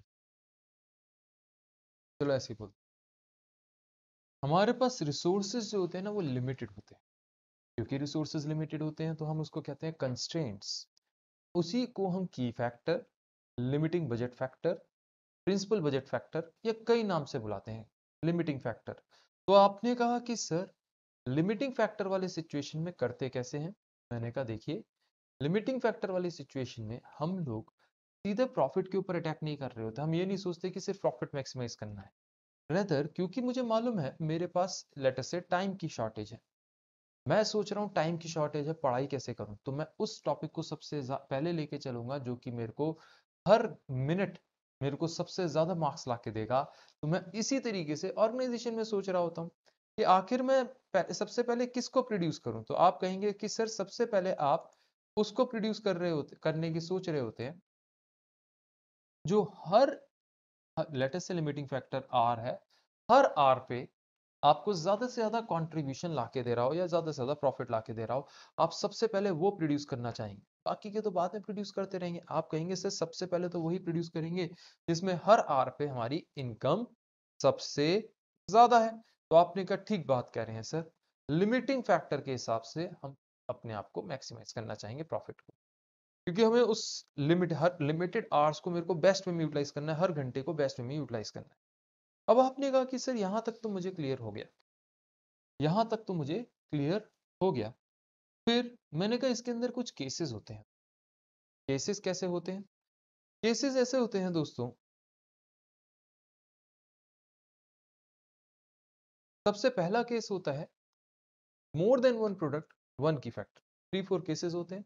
ये केस नहीं होता कि one product one key factor, क्योंकि उसमें तो क्या है, जितने आपके पास अवेलेबल रिसोर्सेज हैं, सारे रिसोर्सेज को आप उस पर्टिकुलर प्रोडक्ट पे बना देंगे, लगा देंगे, तो आप कहेंगे इसमें तो कोई केस ही नहीं है। केस क्या है? आपने कहा एक से ज्यादा प्रोडक्ट है लेकिन एक ही की फैक्टर है, एक से ज्यादा प्रोडक्ट है लेकिन एक ही की फैक्टर है। तो आपने कहा कि सर क्योंकि एक से ज्यादा प्रोडक्ट है, एक ही की फैक्टर है, तो आप उसको क्या बोलेंगे? उस केस में क्या करेंगे? आप कहेंगे कि सर कंट्रीब्यूशन पर की फैक्टर निकाल लेंगे। आप क्या करेंगे उस सिचुएशन में? आप कहेंगे कि सर कंट्रीब्यूशन पर की फैक्टर हम निकाल लेंगे। और जब हम कंट्रीब्यूशन पर की फैक्टर निकाल लेंगे, उसके बाद आप क्या करेंगे? आप उसको रैंक करेंगे, और जिस पे सबसे ज्यादा कंट्रीब्यूशन आ रहा होगा, सबसे पहले आप उसको बनाना चाहेंगे। मतलब आप इसके अंदर दो स्टेटमेंट्स बनाते हैं, एक तो स्टेटमेंट शोइंग रैंकिंग, सेकंड आप बनाते हैं statement showing optimum possible production mix. तो आपने कहा कि सर आप हर हर सबसे पहले रैंकिंग करेंगे, स्टेटमेंट शोइंग रैंकिंग में मतलब हर की फैक्टर के हिसाब से ये देखेंगे किस प्रोडक्ट में सबसे ज्यादा अर्निंग है। जिस प्रोडक्ट में सबसे ज्यादा अर्निंग होगी उसको सबसे पहले बनाएंगे, फिर नेक्स्ट रैंकिंग वाले को, फिर लीस्ट रैंकिंग वाले को, जो बचे हुए रिसोर्सेज हैं उस पर लगा देंगे। इस तरीके से आपका प्रॉफिट मैक्सिमम हो जाएगा। लेकिन ऐसा करते पे कई सिचुएशंस और अराइज होती हैं। क्या सिचुएशन अराइज होती है? कई बार मेरे पास क्या सिचुएशन होती है, मेरे पास ऐसी सिचुएशन आती है कि मेरा जो प्रोडक्ट होता है, प्रोडक्ट मिक्स जो आता है, आउटपुट जो बन के निकल रहा होता है, वो एग्जैक्ट 5000 नहीं निकल रहा होता, लेट अस से 499.9.9 आ रहा है। तो क्या करें? क्या हम उसको 5000 लिखें? मैंने आपको बताया था प्रेफर करिए 4999 लिखना, प्रेफर करिए 4999, या फिर प्रिसाइज 4999.9 लेना रेदर देन 5000 आउटपुट, क्योंकि आपके पास जितने रिसोर्सेज हैं उसके हिसाब से 5000 नहीं प्रोड्यूस कर सकते। लेकिन लेकिन कई लोग कहते हैं कि सर अगर हम 5000 ले लें तो नंबर मिलेंगे। मैंने कहा देखो, नंबर तो आपको तीनों में मिलेंगे बराबर, whether you take 5000, whether you take 4999.9 और यू टेक 4999, लेकिन प्रेफर करिए हमेशा 4999 लेना, ना ये वाला ना ये वाला, प्रेफर करिए। कई लोग कहते हैं सर अगर जैसे मैंने 4999 लिए तो 1 यूनिट कम पड़ा, 1 यूनिट के ऊपर मेरे कुछ आवर्स बचे, तो मैं उसको कहीं और लगा दूं। मैंने कहा यार ऐसे मत सोचो, आप बड़ी ऑर्गेनाइजेशन में बड़े काम कर रहे हो, ये 1 यूनिट के ऊपर 1 आवर्स के हिसाब से मत सोचो। ऐसे आपको माइन्यूट सी कैलकुलेशन चेक करने को आपको पेपर में नहीं आ रहा। पेपर में सिंपल बात है, आपको अप्रोक्स बेस पे लेके चलना है। अच्छा, सेकंड चीज आपको याद रखनी है, कई बार क्या होता है सिचुएशन कुछ वियर्ड सी आती है। सिचुएशन क्या आती है? वो आपको कहता है कि हम लोगों की अनलिमिटेड डिमांड है। मान के चलिए केस क्या आ गया,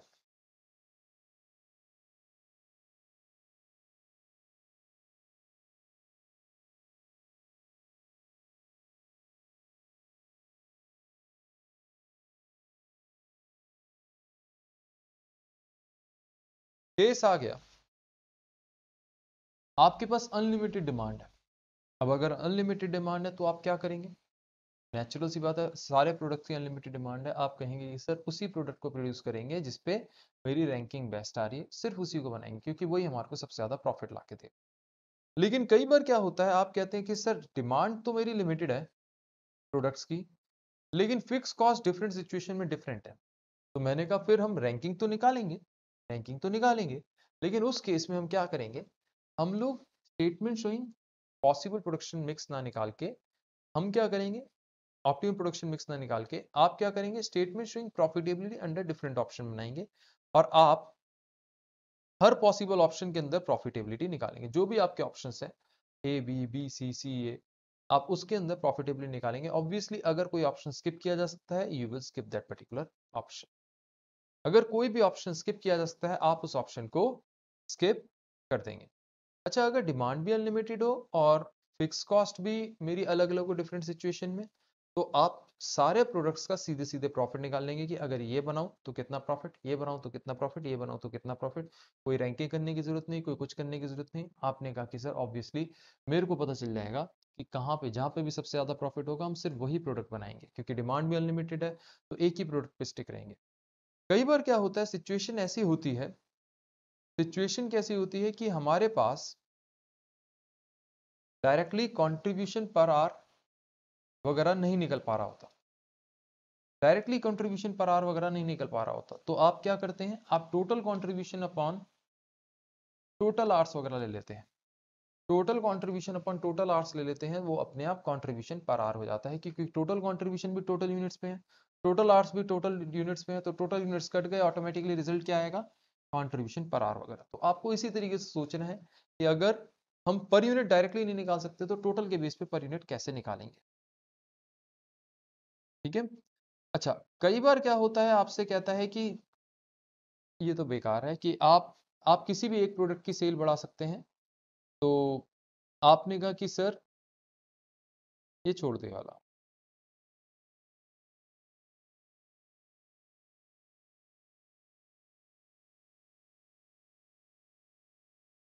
चलिए, इसके बाद हम समझ रहे हैं, अगर सिचुएशन ऐसी हो कि सिंगल प्रोडक्ट हो, सिंगल प्रोडक्ट हो मगर मोर देन वन की फैक्टर हो, तो क्या करें।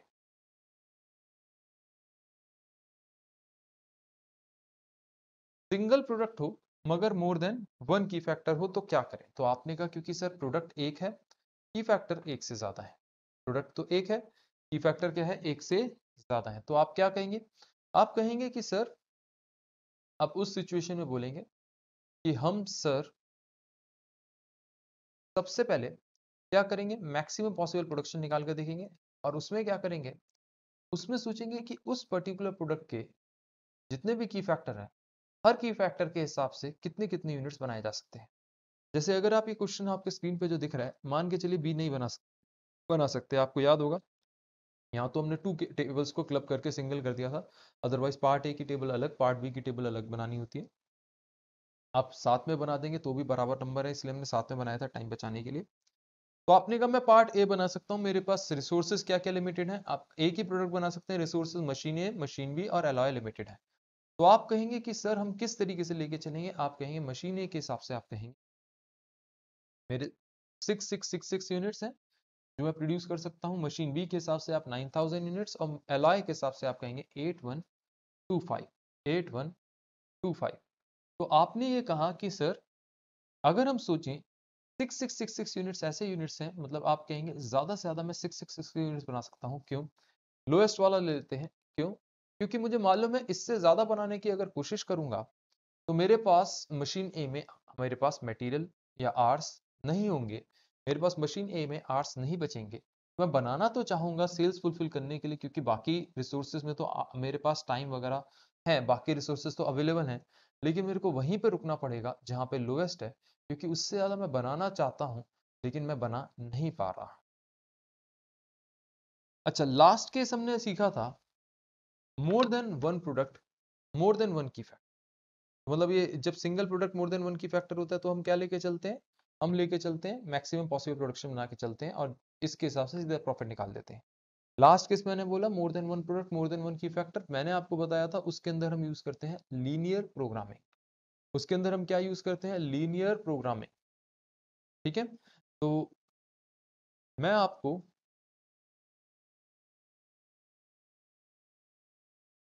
लीनियर प्रोग्रामिंग कैसे करते हैं, क्या था लीनियर प्रोग्रामिंग, मैं उसको रिपीट नहीं कराना चाहूंगा। रीजन क्या है, आपने पहले भी लीनियर प्रोग्रामिंग पढ़ी है, मैंने भी आपको करा दिया है, और आपको लीनियर प्रोग्रामिंग के मैंने लेक्चर्स यूट्यूब पे भी डाल रखे हैं।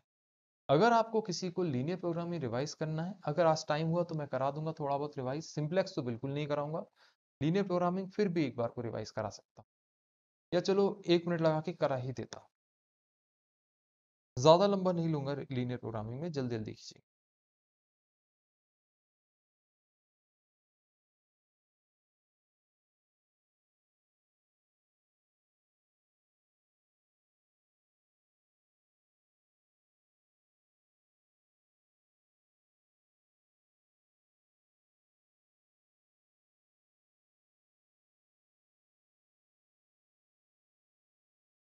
देखिए, जब भी मोर देन वन प्रोडक्ट होगा, मोर देन वन की फैक्टर होगा, मतलब एक से ज्यादा प्रोडक्ट है, एक से ज्यादा कंस्ट्रेंट है, हम क्या करना चाहेंगे, लीनियर प्रोग्रामिंग से क्वेश्चन सॉल्व करना चाहेंगे, अनलेस वो क्वेश्चन शॉर्टकट ऑल्टरनेटिव से सॉल्व किया जा सकता हो। तो आपने कहा कि सर देखिए कैसे करते हैं, दो तरीके से सॉल्व किया जा सकता है, ग्राफिकल या सिंप्लेक्स। एक और तरीका होता है प्राइमल डुअल, जो कि हमारे करिकुलम में नहीं है। ग्राफिकल हमारा ग्राफ बेस पे है, सिंप्लेक्स हमारे इक्वेशन बेस पे है। तो ऑब्वियसली सिंप्लेक्स तो कहीं भी लिख सकता है, लेकिन ग्राफिकल सिर्फ to to key factors, two variables तक ही लग सकता है, नॉट टू की फैक्टर, टू वेरिएबल्स तक ही लग सकता है। सिंप्लेक्स किसी भी सिचुएशन में लग सकता है।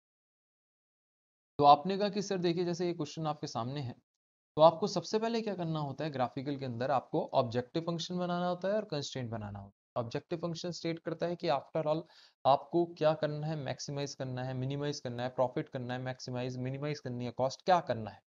और कंस्ट्रेंट क्या बताते हैं आपको, कंस्ट्रेंट कहते हैं कि आपको ये जो प्रॉफिट मैक्सिमाइज करना है या कॉस्ट मिनिमाइज करनी है, किन की फैक्टर्स को दिमाग में रखते हुए करनी है। आपको याद रखना है कि किस की फैक्टर में कितने रिसोर्सेज अवेलेबल हैं, किस तरीके से उनको यूटिलाइज करना है।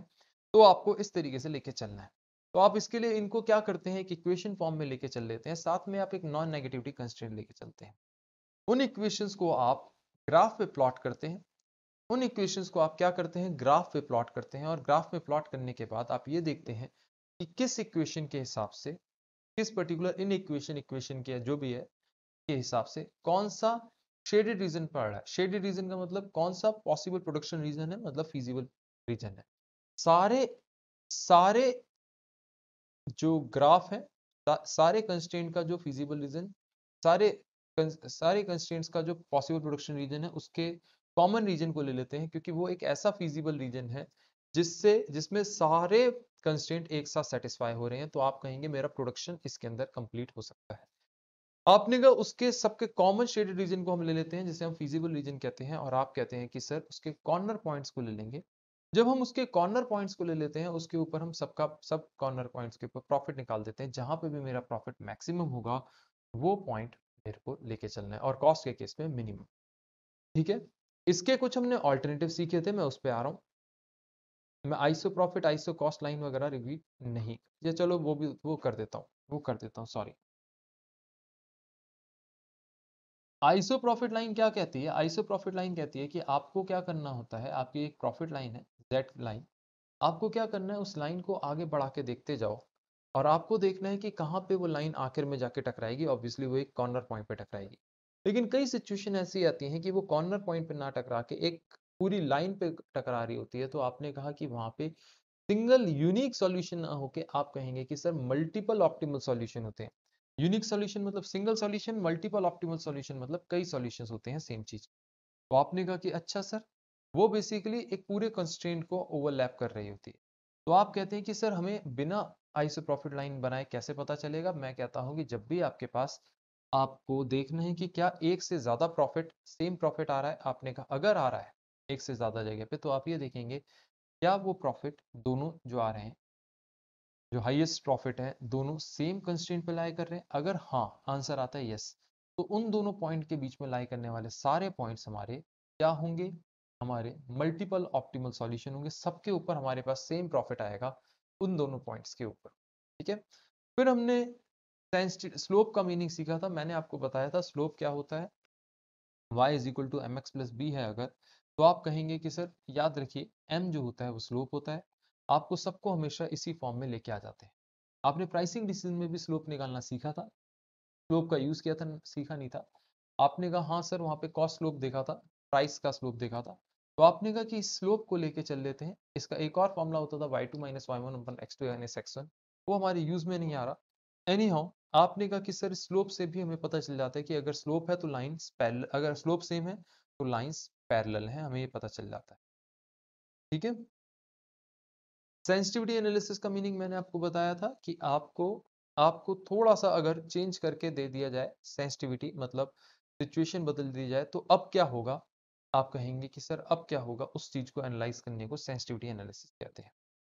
शेडो प्राइस का मीनिंग मैंने बताया था कि अगर आपको किसी पर्टिकुलर रिसोर्स में आपको एक्स्ट्रा आवर्स मिल जाए, तो आपके प्रॉफिटेबिलिटी में जो अंतर आता है, मान के चलिए जैसे फर्स्ट रिसोर्स में अगर मेरे को एक्स्ट्रा आवर्स मिलते हैं उसकी वजह से मेरा 1 रुपी 40 पैसा टोटल प्रॉफिट बढ़ जाता है, तो आप कहेंगे कि सर मैं उस एक्स्ट्रा रिसोर्स के ज्यादा से ज्यादा 1 रुपी 40 पैसा देने को रेडी हो जाऊंगा। मतलब ये छुपा हुआ प्राइस है कि मैं कितने ज्यादा से ज्यादा देने के लिए रेडी हो जाऊंगा रेंट के लिए, तो आप कहेंगे उसको शैडो प्राइस।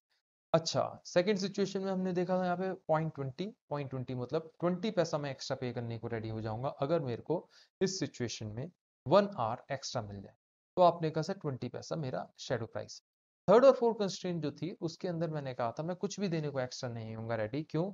मेरे पास क्या है, ऑलरेडी स्पेयर कैपेसिटी। तो क्योंकि मेरे पास ऑलरेडी स्पेयर कैपेसिटी है, तो आप कहेंगे मैं कुछ भी एक्स्ट्रा देने को रेडी नहीं था। ठीक है, मैं कुछ भी देने को रेडी नहीं होगा। आपने का मतलब जिसके अंदर स्पेयर कैपेसिटी होती है उन उन रिसोर्सेज को आप कहते हैं उसमें शेडो प्राइस हमेशा हमारा नील होता है। चलो मान के चल रहा हूं यहां तक अब सबका हो गया है। अब हम आ रहे हैं वापस प्रोडक्ट मिक्स पे। तो आपने कहा वापस आ जाए प्रोडक्ट मिक्स में, मैंने कहा बिल्कुल वापस आ जाइए प्रोडक्ट मिक्स पे। यहां हमने सीखा था ऑल्टरनेटिव। किस चीज का ऑल्टरनेटिव? आपने कहा सर लीनियर प्रोग्रामिंग का ऑल्टरनेटिव सीखा था कि ऐसा भी तो पॉसिबल है कि हम बिना लीनियर प्रोग्रामिंग लगाए कोई क्वेश्चन सॉल्व करें जिसमें मोर देन वन की फैक्टर हो, मोर देन वन प्रोडक्ट हो।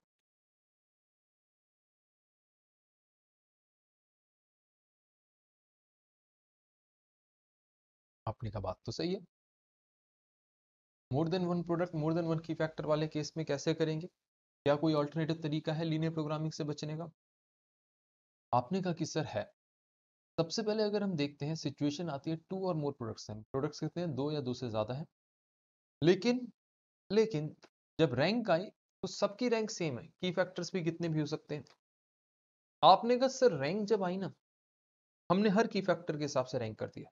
फर्स्ट की फैक्टर के हिसाब से, सेकंड की फैक्टर के हिसाब से, थर्ड की फैक्टर, जितने भी की फैक्टर, लेट अस से टू ही की फैक्टर। आपने जब रैंक किया तो दोनों रैंकिंग सेम आई। जितनी भी की फैक्टर है सबके हिसाब से रैंकिंग सेम है, तो आप क्या कहेंगे? सर जिसको फर्स्ट रैंकिंग उसको पहले बना दो, जिसको सेकंड रैंकिंग उसको उसके बाद, और जिसको थर्ड रैंकिंग है उसको लास्ट में। मतलब आपको क्लियरली पता चल गया। क्या पता चल गया? आपने कहा कि सर जिसको पहले रैंक देने, आपको मालूम है कि सब तरीके से सारे की फैक्टर कह रहे हैं यही बनाओ, तो यही बनाओ ना, आपको सोचना ही नहीं है फिर, है ना। और मैंने आपको रीजन भी बताया था कि वो बेसिकली एक्सेस वाला कॉर्नर पॉइंट होता है, मिडल वाला कॉर्नर पॉइंट नहीं होता हमारा, ये एक्सेस वाला कॉर्नर पॉइंट होता है। तो आपने कहा कि सर हमने हमने क्या सीखा कि अगर एक से ज्यादा प्रोडक्ट हो, मोर देन वन प्रोडक्ट हो, मोर देन वन की फैक्टर और रैंकिंग सेम हो, तो जिसको फर्स्ट रैंकिंग है आप पहले उसको बनाएंगे, फिर सेकंड रैंकिंग वाले को बनाएंगे एंड सो ऑन। लेकिन अगर मान लीजिए रैंकिंग हो जाए डिफरेंट, अब सिचुएशन क्या होगी? किस सिचुएशन में कह रहा हूं मैं? मोर देन वन प्रोडक्ट नहीं, मैं कह रहा हूं two products to key factors वाली सिचुएशन, टू प्रोडक्ट्स टू की फैक्टर वाली सिचुएशन है। और आपने कहा कि सर रैंकिंग डिफर हो गई, टू प्रोडक्ट्स टू की फैक्टर वाली सिचुएशन है, और आपने क्या कहा? आपने कहा कि सर रैंकिंग जो हो गई है वो मेरी डिफरेंट हो गई। अब क्या करें? मैंने कहा अगर रैंकिंग हो गई डिफरेंट, तो अब आप साइमल्टेनियस इक्वेशन मेथड लगाएंगे। क्यों? मैंने आपको सिखाया था, देखिए जब सेम रैंकिंग होती है तो हमारा या तो यहां लाई कर रहा होता है या यहाँ पे, लेकिन अगर रैंकिंग डिफरेंट हो तो हमारा यहाँ लाई कर रहा होता है। और हम इसको कैसे सॉल्व करते हैं? साइमल्टेनियस इक्वेशन मेथड पे। तो आप जल्दी से इसको साइमल्टेनियस इक्वेशन मेथड से सीधा सॉल्व कर देंगे, आपको पूरा ग्राफिक बनाने की भी जरूरत नहीं पड़ेगी। आपने कहा कि सर सीधे सीधे हम कराएंगे, सीधे सीधे हम कराएंगे। ठीक है, अगला केस था, नेक्स्ट केस था three products and exactly two key factors. Products कितने हैं? थ्री, लेकिन की फैक्टर कितने हैं? टू। आपने कहा कि सर प्रॉब्लम एक है। मैंने कहा क्या प्रॉब्लम है? सर फर्स्ट रैंक तो सेम है, फर्स्ट रैंक तो सेम है, लेकिन रिमेनिंग टू रैंक्स डिफरेंट है। मैंने कहा अच्छा फर्स्ट रैंक सेम है? हाँ सर फर्स्ट रैंक सेम है। तो जब फर्स्ट रैंक सेम है पहले आप वो बना देंगे। जब फर्स्ट जिस प्रोडक्ट पे भी फर्स्ट रैंक सेम आ रही है सारे की फैक्टर्स की, आप उसको पहले बना देंगे। अब आप क्या कहेंगे? रिमेनिंग प्रोडक्ट्स के लिए रिमेनिंग रिसोर्सेज निकाल लेंगे कि जो ए बनाने में मेरे रिसोर्सेज यूटिलाइज हुए हैं उसको माइनस कर देंगे, और आपने कहा रिमेनिंग रिसोर्सेज आ गए। अब मुझे मालूम है मेरे पास कितने रिसोर्सेज की फैक्टर्स पे हैं, और मुझे मालूम है बी और सी जैसे यहाँ पे प्रोडक्ट हैं, आपने कहा रैंकिंग डिफरेंट है। ये सिंपल केस हो गया वही वाला, टू प्रोडक्ट्स टू की फैक्टर वाला। और आप क्या करेंगे, आप यहाँ पे साइमल्टेनियस इक्वेशन मेथड लगा देंगे। आप यहाँ पे साइमल्टेनियस इक्वेशन मेथड लगा, फिर आप आ गए इसके बाद लास्ट केस पे। हमने सीखा था इससे ज्यादा भी ऑल्टरनेटिव है, लेकिन हम यहाँ पे यही करेंगे। आपने का लास्ट क्या है, 3 प्रोडक्ट्स है और एग्जैक्टली कितने की फैक्टर है, 2 की फैक्टर है। 3 की प्रोडक्ट्स हैं, एग्जैक्टली 2 की फैक्टर है। प्रॉब्लम ये है फर्स्ट रैंकिंग ही डिफरेंट है। फर्स्ट रैंकिंग डिफरेंट है। पिछले केस में तो फर्स्ट रैंकिंग सेम थी, यहाँ पे तो फर्स्ट रैंकिंग ही डिफरेंट है। अब क्या करें, फंस गए। आपने कहा लास्ट केस में तो फर्स्ट रैंकिंग ही हमारी सेम थी, यहाँ पे तो फर्स्ट रैंकिंग ही डिफरेंट। तो आप क्या करेंगे, इस सिचुएशन में आप पहले रैंक निकालेंगे, हर की फैक्टर के हिसाब से निकाल दिए ना। अब आप क्या करेंगे, ऑप्टिमम प्रोडक्शन मिक्स बनाने देखेंगे। आप निकाल के ऐसे ही निकालेंगे दोनों सिचुएशंस में ऑप्टिमम प्रोडक्शन मिक्स। आपने मशीन आवर्स, जैसे यहाँ पे एक की फैक्टर था, अनदर की फैक्टर वाज, सेकंड की फैक्टर वाज रॉ मटेरियल, आपने बोथ के हिसाब से यहाँ पे ऑप्टिमम प्रोडक्शन मिक्स बनाया। ऐसे बना के देख रहे हैं, बनाया किया नहीं है सॉल्व, मतलब करके देखेंगे। तो जब आप करेंगे तो आपके पास ये सिचुएशन आएगी। लेकिन आप कहेंगे आपके पास तो 2 की फैक्टर्स हैं, यहाँ तो आपने सिंगल की फैक्टर के हिसाब से बना दिया। तो हम कहेंगे एक काम करते हैं, ये देख लेते हैं कि तीनों के अंदर कितने कितने यूनिट्स दोनों की फैक्टर कह रहे हैं प्रोड्यूस कर दो। भाई दोनों की फैक्टर्स अपने हिसाब से जब पॉसिबल प्रोडक्शन निकाल रहे हैं, ऑप्टिमम पॉसिबल प्रोडक्शन मिक्स निकाल रहे हैं, तो दोनों ने कितने कितने यूनिट्स को कहा कि आप ये प्रोड्यूस कर दो, हमें कोई दिक्कत नहीं। जितने भी यूनिट्स को उन्होंने कहा, हम पहले वो यूनिट्स बना देंगे जितने भी हैं। आपने कहा जितने भी, मैंने कहा जितने भी यूनिट्स उन्होंने कहा ना, वो वाले यूनिट्स ले लीजिए यहाँ पे, आप उतनी यूनिट्स बना देंगे। फिर हम कहेंगे हमारे बचे हुए रिसोर्सेज कितने, फिर हम क्या कहेंगे, हमारे बचे हुए रिसोर्सेज कितने हैं। अब आपने कहा जितने भी मेरे रिसोर्सेज बचे हैं, जितने भी मेरे रिसोर्सेज बचे हैं, उसको मैं क्या करूंगा, उसके लिए मैं साइमल्टेनियस इक्वेशन मेथड लगा के सॉल्व कर दूं। एक एक तीनों में से एक प्रोडक्ट ऐसा होगा जो कंप्लीटली एग्जॉस्ट हो चुका होगा, चिंता मत करिएगा। First one of the 3 products will get exhausted. तो 2 ही प्रोडक्ट्स बचे होंगे, साइमल्टेनियस इक्वेशन मेथड लगा के आप सॉल्व करेंगे, आपके पास आंसर आ जाएगा। बाकी सभी केसेस में हम लीनियर प्रोग्रामिंग लगाएंगे। बोलिए, किसी को यहां तक डाउट हो तो बोलिए।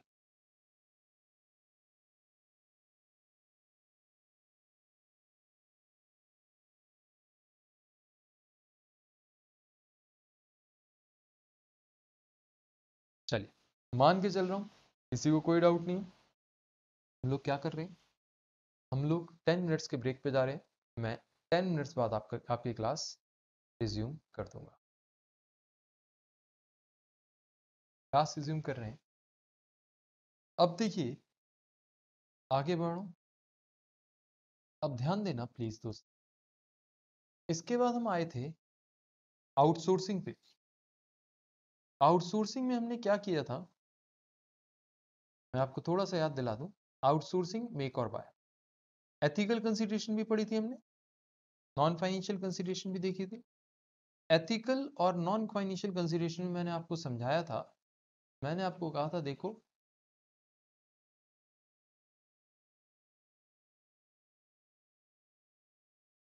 बिजनेस करने के लिए सिर्फ फाइनेंशियल थिंग्स को ही दिमाग में नहीं लेते, नॉन फाइनेंशियल थिंग्स को भी इक्वली इंपॉर्टेंस देते हैं।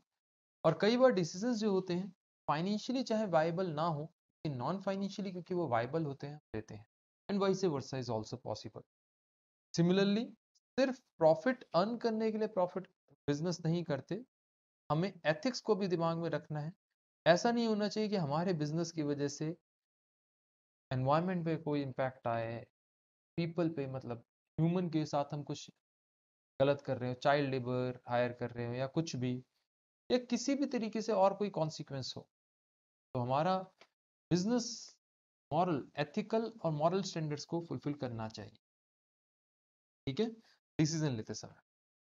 आउटसोर्सिंग क्या होती है, आपको मैंने बताया था, अगर आपको याद हो चैप्टर सबसे अच्छे से सिखाया था। मैंने कहा था दो तरीके की चीजें होती हैं, एक कोर कॉम्पिटेंसी, कुछ एक्टिविटीज होती हैं जो जिसमें हमें कोर कॉम्पिटेंसी होती है, और दूसरी कुछ एक्टिविटीज होती हैं जो वैल्यू एडेड एक्टिविटीज होती है। ऐसी एक्टिविटी जो वैल्यू एडेड भी हो, कोर कॉम्पिटेंसी भी रखती हूँ, वो हमें खुद करनी चाहिए। ऐसी एक्टिविटी जिसके अंदर हमारी कोर कॉम्पिटेंसी ना हो, उसको प्रेफर करना चाहिए कि हमें उसे आउटसोर्स कर दें। हमें प्रेफर करना चाहिए हमें उसके क्या करें, आउटसोर्स कर दें। ऐसी चीज जिसमें हमारी कोर कॉम्पिटेंसी तो हो लेकिन वो नॉन वैल्यू एडेड एक्टिविटी हो, उसको हमें मिनिमाइज करना चाहिए, क्योंकि कोर कॉम्पिटेंसी को खत्म तो कर ही नहीं सकते, वो कभी ना कभी हेल्पफुल होगी। और लास्ट, ऐसी एक्टिविटी जिसके अंदर कोर कॉम्पिटेंसी भी ना हो और वैल्यू एडेड भी ना हो, उसको तो एलिमिनेट कर देना चाहिए। तो आपने कहा कि सर आउटसोर्सिंग करते पे हमें यह याद रखना है कि सिर्फ फाइनेंशियल फैक्टर्स ही नहीं देखने, नॉन फाइनेंशियल फैक्टर्स भी देखने, जैसे कि अभी डिस्कस किया हमने, है ना। तो आपने कहा कि ठीक बात है सर, कोर कॉम्पिटेंसी वाले। तो फाइनेंशियल फैक्टर्स क्या होते हैं आउटसोर्सिंग के? मैंने कहा बिल्कुल सिंपल। आउटसोर्सिंग में हमने कुछ भी स्पेशल नहीं किया था, हमने बस इतना देखा था, आउटसोर्सिंग में बस हमने इतना देखा था टोटल में कि हमारी जो रेलिवेंट कॉस्ट ऑफ मैन्युफैक्चरिंग है एंड जो हमारी रेलेवेंट कॉस्ट ऑफ परचेज है, उसमें डिफरेंस क्या है। जो हमारी रेलेवेंट कॉस्ट ऑफ मैन्युफैक्चरिंग है और जो हमारी रेलेवेंट कॉस्ट ऑफ परचेज है, उसमें डिफरेंस क्या है। क्योंकि डिफरेंस जो होगा वो हमारे को बताएगा कि कितने रुपए हम सेव कर सकते हैं अगर हम मैन्युफैक्चर करें रेदर देन परचेज। हमें पता चल जाएगा कि परचेज करने के बजाय अगर हम मैन्युफैक्चर करते हैं तो कितने रुपए सेव कर सकते हैं, या ऑल्टरनेटिवली इसको इस तरीके से बोल सकते हैं कि अगर हम परचेज करने के बजाय मैन्युफैक्चर करें, सॉरी मैन्युफैक्चर करने के बजाय परचेज करें, तो हमारी कितनी एक्स्ट्रा कॉस्ट लगेगी। समझ में आया? तो आपने कहा सेविंग्स इन मैन्युफैक्चरिंग कह लीजिए या एक्स्ट्रा कॉस्ट इन परचेजिंग कह लीजिए, one and the same thing. अब इसके बाद हमें नेचुरल सी बात है, अगर सेविंग हो रही होगी मैन्युफैक्चरिंग में तो सेविंग करेंगे। आपने इसके बाद जो सीखा था वो क्या सीखा था? आपने कहा था सर इसके बाद आपने कहा था फिर से हम की फैक्टर लगा के देखेंगे। अब हमें याद है 1 rupee saved is equal to 1 rupee earn, तो हम ये नहीं सोचेंगे कि रेवेन्यू पर्सपेक्टिव से क्या है, कंट्रीब्यूशन पर्सपेक्टिव से क्या है, हम सेविंग्स को मैक्सिमाइज करना चाहेंगे। बिल्कुल सेम तरीके से थ्री तरीके से हम लेके चले थे, थ्री केसेस लिए थे की फैक्टर के। First, one product more than one product, one key factor. Second, one product more than one key factor. And third, more than one product more than one key factor. हमने इन तीनों के हिसाब से questions करके देखे थे, इन तीनों के हिसाब से हमने क्वेश्चंस किए थे।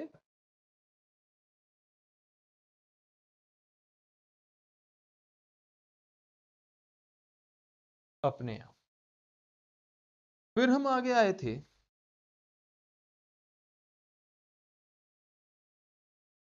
के बाद हम आगे आए थे इनडिफरेंस पॉइंट पे।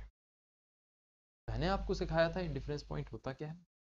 इनडिफरेंस पॉइंट एक ऐसा पॉइंट है जहां पे हम इनडिफरेंट है कि इस ऑप्शन को चूज करें या इस ऑप्शन को। क्यों? क्योंकि दोनों ऑप्शन में या तो इक्वल प्रॉफिट है या दोनों ऑप्शंस में इक्वल लॉस है। आप कहेंगे कि सर ये दोनों ऑप्शन में जीरो प्रॉफिट जीरो लॉस है, ऐसे पॉइंट को आप जानना चाह रहे हैं। आपने कहा क्यों सर, आप ऐसे पॉइंट को क्यों जानना चाह रहे हैं कि कहां पे इक्वल प्रॉफिट इक्वल लॉस ये सब कुछ है। मैंने कहा इसका बड़ा सिंपल सा रीजन है। ये एक ऐसा पॉइंट है जिसपे हमें पता चल जाएगा कि हम पे कोई फर्क नहीं है, वी आर इनडिफरेंट, कि हम इसको चूज करें या इसको। इसके अपार्ट हम हर जगह कंफ्यूज होंगे, जैसे पेट्रोल कार खरीदें या डीजल या इलेक्ट्रिक या सीएनजी। आपने कहा कि सर अगर मेरे को पता चल जाए जैसे सीएनजी और इलेक्ट्रिक के बीच में मुझे पता चल जाए कि यार इस पॉइंट पे इतने किलोमीटर चलाते हैं तो सीएनजी लो या इलेक्ट्रिक, बात बराबर है। तो आपको पता चल जाएगा अच्छा अगर इतने से ज्यादा चलाऊंगा तो ये वाले चूज करूंगा सीएनजी या इलेक्ट्रिक, या इतने से कम चलाऊंगा तो सीएनजी या इलेक्ट्रिक, वो कौन सा चूज। तो आप कहेंगे कि सर मेरा डिसीजन मेकिंग इंप्रूव हो जाता है, मेरी जो डिसीजन मेकिंग है ना वो बहुत इंप्रूव हो जाती है अगर मैं, मेरी डिसीजन मेकिंग बड़ा इंपैक्ट आता है अगर मैं इनडिफरेंस पॉइंट निकाल लेता हूँ। मैंने आपको बताया था indifference point break even point नहीं होता। ब्रेक इवन पॉइंट पे क्या होता है, हमें ये पता चलता है कि मेरी फिक्स कॉस्ट कब रिकवर हो रही है और मेरा प्रॉफिट किस पॉइंट पे जीरो है, मतलब कहाँ पे मेरा कॉन्ट्रीब्यूशन फिक्स कॉस्ट के बराबर है। इंडिफरेंस पॉइंट डिफरेंट होता है, ये कहता है कि कहाँ पे दोनों ऑप्शंस बराबर है। मैंने एक एग्जांपल भी दिया था कि मान लीजिए आप अपना ऑफिस खोल रहे हैं या अपने फ्रेंड के ऑफिस में अपना काम कर रहे हैं, तो आपने कहा कि सर ब्रेक इवन पॉइंट हमने निकाला था उस सिचुएशन में 25 क्लाइंट्स पे अगर हम ओन ऑफिस खोलते हैं तो हमें पता चलता है कि 25 क्लाइंट्स अगर मेरे पास आ जाते हैं तो मेरे पास मैं ब्रेक इवन कर जाऊंगा। और फ्रेंड के ऑफिस में तो नील, क्योंकि हम कुछ शुरू से फिक्स कॉस्ट इनकर कर ही नहीं रहे। दोस्त का ऑफिस है, वो बियर कर रहा था, वहां तो हम शेयरिंग दे रहे थे। तो आपने कहा लेकिन सर इंडिफरेंस पॉइंट कौन सा पॉइंट है? हमने यहाँ पे निकाला था इंडिफरेंस पॉइंट, मतलब difference in fix cost over difference in contribution per unit. हमने, या फिर difference in variable cost per unit भी ले सकते हैं। आपने कहा कि सर इससे हमें पता चल गया था कि कितनी एक्स्ट्रा फिक्स कॉस्ट लग रही है अगर हम खुद का ऑफिस खोलते हैं, और कितनी हमारे को कंट्रीब्यूशन, आपने कहा कि सर एक्स्ट्रा मिलता है अगर हम खुद का ऑफिस खोलते हैं। तो आपको पता चल गया कि यार 66 क्लाइंट्स पे 66 क्लाइंट्स पे ये जो मेरी एक्स्ट्रा कॉस्ट है मैं रिकवर कर लूंगा 66.67 प्रिसाइसली। तो आपने कहा कि सर इसका मतलब 66.67 मेरा इंडिफरेंस पॉइंट है। 66.67 क्लाइंट्स अगर मेरे पास आते हैं तो मैं ये कंफ्यूज हूं कि मैं आगे कंटिन्यू अपने ऑफिस में करूं या फिर दोस्त के ऑफिस में। तो आपने कहा कि सर जहां पे भी, जब भी मेरे पास फिक्स कॉस्ट, जब भी मेरे पास जब भी मैं इंडिफरेंस पॉइंट से कम पे होऊंगा, तो मैं उस ऑफिस ऑप्शन को चूज करना चाहूंगा जहां पे मेरी फिक्स कॉस्ट कम हो। क्यों? क्योंकि शुरू में मेरी कैपेबिलिटी नहीं है फिक्स कॉस्ट बेयर करने की। तो मैं अगर इंडिफरेंस पॉइंट से कम वाले पॉइंट पे हूं तो मैं किस ऑप्शन को चूज करूंगा? जहां पे मेरी फिक्स कॉस्ट कम हो। लेकिन अगर मेरा मेरा पॉइंट इंडिफरेंस पॉइंट से ऊपर वाला पॉइंट है, मैं ज्यादा प्रोड्यूस कर सकता हूं, तो मैं किस ऑप्शन पे जाऊंगा? जहां पे मैं उस ऑप्शन पे जाऊंगा जहां पे मेरा कॉन्ट्रीब्यूशन पर यूनिट ज्यादा होगा, मैं उस ऑप्शन को। तो आपने कहा ठीक बात है सर, अगर मैं इन डिफरेंस पॉइंट से ज्यादा प्रोड्यूस कर सकता हूं तो मैं किस ऑप्शन पे जाऊंगा जहां पे मेरा कंट्रीब्यूशन पर यूनिट ज्यादा है। और अगर मैं इन डिफरेंस पॉइंट से कम हूं तो मैं किस ऑप्शन पे जाऊंगा जहां पे मेरी फिक्स कॉस्ट, आपने कहा, कम है। अब आपने कहा कि सर इसके बाद बताइए, इसके बाद बताइए। मैंने कहा इसके बाद सुनिए,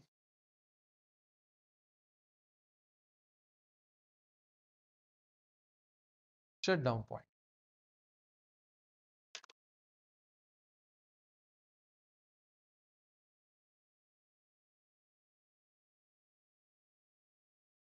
आपसे मैंने पूछा ये शट डाउन पॉइंट क्या है? आपने कहा सर शट डाउन पॉइंट एक ऐसा पॉइंट है, शट डाउन पॉइंट एक ऐसा पॉइंट है जो हमें ये बता रहा है। पहले तो शटडाउन का कॉन्सेप्ट समझिए, शटडाउन पॉइंट तो बात की बात है। शटडाउन एक ऐसा कॉन्सेप्ट है जो हमें ये बता रहा है कि क्या हमें टेम्परेली फैक्ट्री को कुछ दिन के लिए बंद कर देना चाहिए या फिर कंटिन्यू करना चाहिए production come level of output के ऊपर। जहां पे भी हमारे को ज्यादा प्रॉफिट होगा या कम लॉस होगा उस ऑप्शन को हम चूज करेंगे, है ना? तो आपने कहा ठीक बात है। अब शटडाउन पॉइंट कुछ नहीं होता, एक तरीके का इंडिफरेंस पॉइंट है सिचुएशन। शटडाउन पॉइंट कुछ और नहीं है, इसी सिचुएशन में आप इंडिफरेंस पॉइंट निकाल देते हैं, उसको शटडाउन पॉइंट बोलते हैं। तो आपने कहा शटडाउन पॉइंट वही है और कुछ नहीं। अच्छा, शटडाउन पॉइंट क्या बता रहा है कि ऐसा पॉइंट जहां पे आप कंफ्यूज हैं कि आप कंटिन्यू करें प्रोडक्शन को, जहां पे आप कंफ्यूज हैं कि आप लो लेवल ऑफ आउटपुट पे कंटिन्यू करें प्रोडक्शन को, या फिर आप शट कर दें, ये आप कंफ्यूजन में है, या फिर आप शट कर दें। ठीक है, इसे आप शट डाउन पॉइंट कहते हैं। याद रखिए, बिल्कुल जैसे इंडिफरेंस पॉइंट में होता है। अब नेचुरल सी बात है, अगर हम टेम्परेली शट कर देंगे कुछ महीनों के लिए फैक्ट्री तो हमारी फिक्स कॉस्ट सेव हो जाएगी। तो आप क्या कहते हैं, अगर हम शट डाउन पॉइंट रीच नहीं कर पा रहे तो किस ऑप्शन पे जाएंगे? जहां पे हम, जब हम फैक्ट्री शट करना चाह रहे होंगे, क्योंकि वहां पे ऑटोमेटिकली मेरी फिक्स कॉस्ट कम होगी। और आप क्या कहेंगे, जब भी हम शट डाउन पॉइंट से ज्यादा प्रोड्यूस कर सकते हैं तो हम कंटिन्यू करना चाहेंगे प्रोडक्शन, क्योंकि वहां पे हमारे पे कंट्रीब्यूशन पर यूनिट ज्यादा है। ठीक है, कीप और ड्रॉप डिसीजन जिसे आप डाइवेस्टमेंट भी कहते हैं। कीप और ड्रॉप डिसीजन जिसे आप डाइवेस्टमेंट भी कहते हैं। अब डाइवेस्टमेंट में होता क्या है? आपने कहा कि सर कई रीजन है कंपनी डाइवेस्ट करने के, कंपनी को डाइवेस्ट करने के। अगर मान के चलिए आपने कहा कि सर मेरे प्रोडक्ट जो है वो प्रॉफिट अर्निंग प्रोडक्ट नहीं है, तो आप उसको डाइवेस्ट करने की सोचेंगे, डाइवेस्ट करने की सोचेंगे। अगर आपको लगता है कि यार मेरी सब्सिडरी प्रॉफिटेबल नहीं है, तो आप सब्सिडरी को डाइवेस्ट करने की सोचेंगे। अगर आपको लगता है कि मेरे को ये डाइवेस्ट इसलिए करना चाहिए कि मेरे को आउटसोर्स करके मैं पूरी तरह आउटसोर्स कर दूं, मेरे को कोई मतलब नहीं, बंद करो इसको, ताकि मैं किसी पर्टिकुलर रिसोर्स पे, किसी पर्टिकुलर प्रोडक्ट पे फोकस कर सकूं, तो भी हम डाइवेस्ट करते हैं। और भी रीजंस होते हैं डाइवेस्ट करने के। आपने कहा कि सर बेसिकली हम सेल ऑफ इसलिए कर रहे हैं, डाइवेस्ट इसलिए कर रहे हैं ताकि हम लॉस को बचा सकें। ये फाइनेंशियली हम सोचते हैं कि हम लॉस बचा सकें और प्रॉफिट मेकिंग प्रोडक्ट्स पे फोकस कर सकें, तो डाइवेस्ट करते हैं। डाइवेस्ट करते समय आपको बस ध्यान इतना रखना है और कुछ नहीं ध्यान रखना कि स्पेसिफिक फिक्स कॉस्ट आपकी अवॉइडेबल है या अनअवॉइडेबल जब आप डाइवेस्ट कर रहे हैं। डाइवेस्ट मतलब इन्वेस्टमेंट का उल्टा होता है। डाइवेस्टमेंट मतलब आप किसी जगह जब पैसा लगा रहे हैं, प्रोडक्ट खरीद रहे हैं या कुछ भी कर रहे हैं तो उसको इन्वेस्टमेंट कहेंगे। मशीन खरीद रहे हैं, जब आप मशीन को सेल ऑफ कर रहे हैं, प्रोडक्ट को सेल ऑफ कर रहे हैं, डिवीजन को सेल ऑफ कर रहे हैं, तो आप उसको क्या कहेंगे? डाइवेस्ट। आपने गवर्नमेंट ऑर्गेनाइजेशन में इसी को डिसइन्वेस्ट कहा जाता है और प्राइवेट ऑर्गेनाइजेशन में डाइवेस्ट कहा जाता है। अब आपने कहा कि सर देखिए, आपके पास डिविजन्स है, बस आपको प्रॉफिटेबिलिटी कैलकुलेट करते जाना है ध्यान से, ये देखते हुए कि कौन सी अवॉइडेबल है कौन सी नहीं। बस इतना ही इसमें होता है।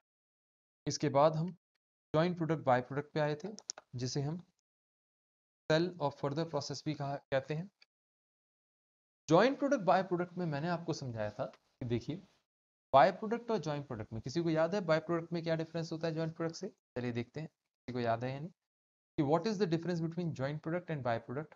What are by product? Basically मैं ये जानना चाहता हूँ।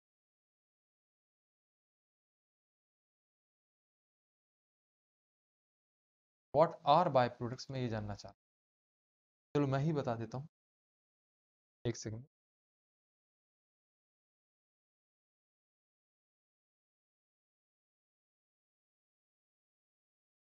देखिए दोस्तों, बाय प्रोडक्ट एक ऐसा प्रोडक्ट है जिसकी सेल वैल्यू, बाय प्रोडक्ट एक ऐसा प्रोडक्ट है जिसकी सेल वैल्यू कम होती है।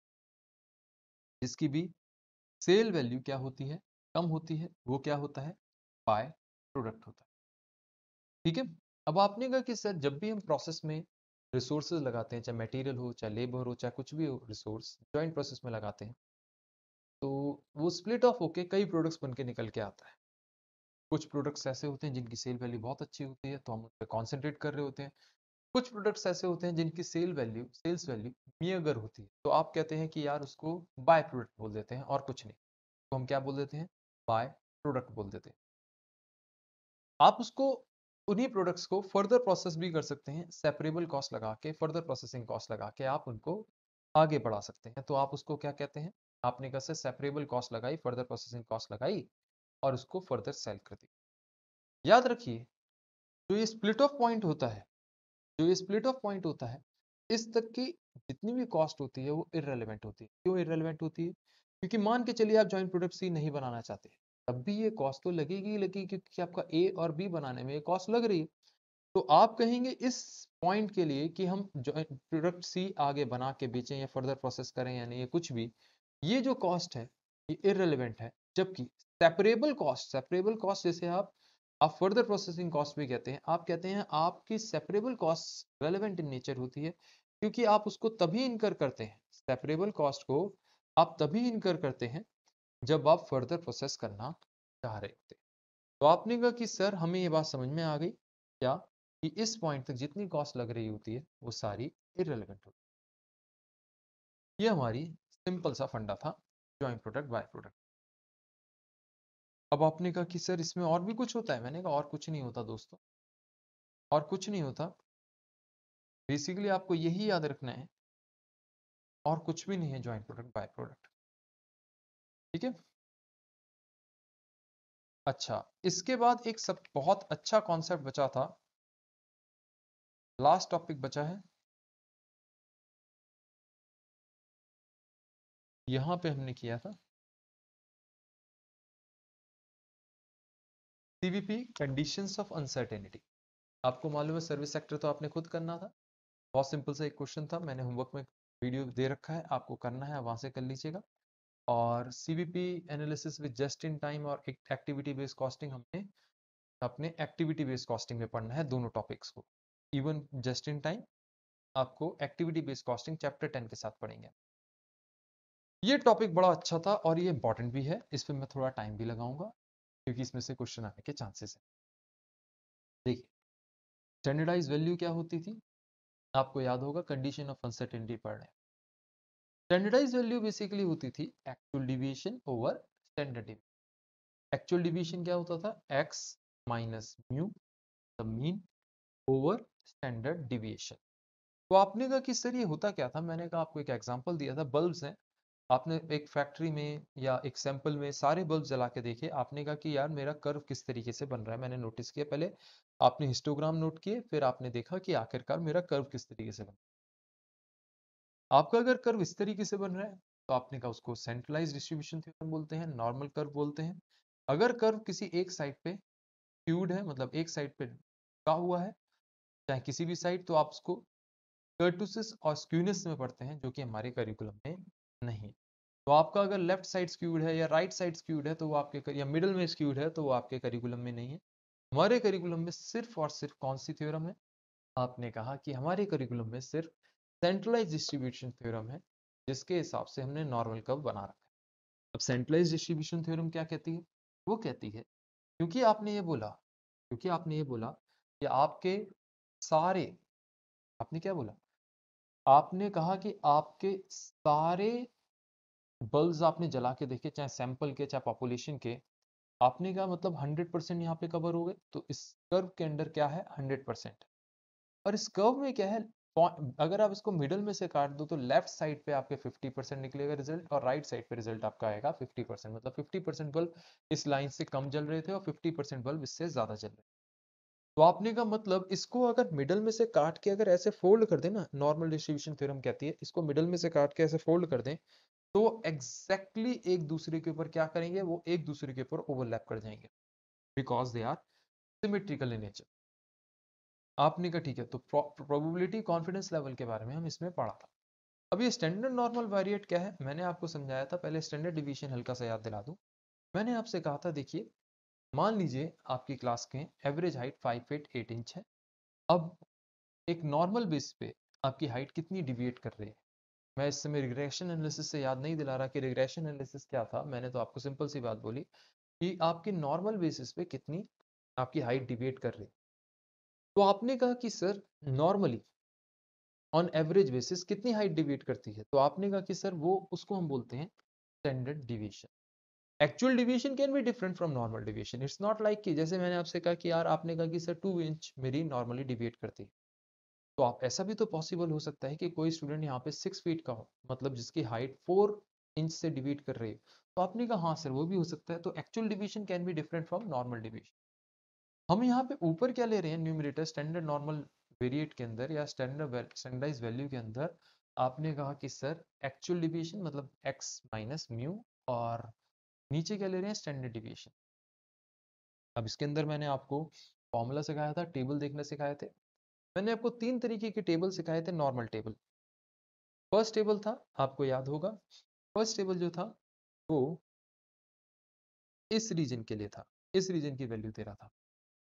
सेकेंड टेबल जो मैंने आपको सिखाया था, इस रीजन की वैल्यू दे रहा था। और थर्ड टेबल मैंने आपको सिखाया था, वो इस रीजन की, राइट साइड वाले रीजन की वैल्यू दे रहा था। और मैंने आपको बताया था ये वाला और ये वाला सेम होता है। आपने कहा कि स्टडी मटेरियल ने ये वाला और ये वाला दे रखा है, हमने ये 3 दे रखे हैं, तो इट डज नॉट मैटर, है ना? इससे कोई फर्क ही नहीं है कि कौन सा वाला हमारे को लेके चलना है। हमें बस ये याद रखना है कि अगर बाय चांस टेबल हमारे को देखने को आ जाए पेपर में, तो हमें देखना आना चाहिए। मैं यहाँ पे टेबल देखना नहीं सिखा रहा हूँ।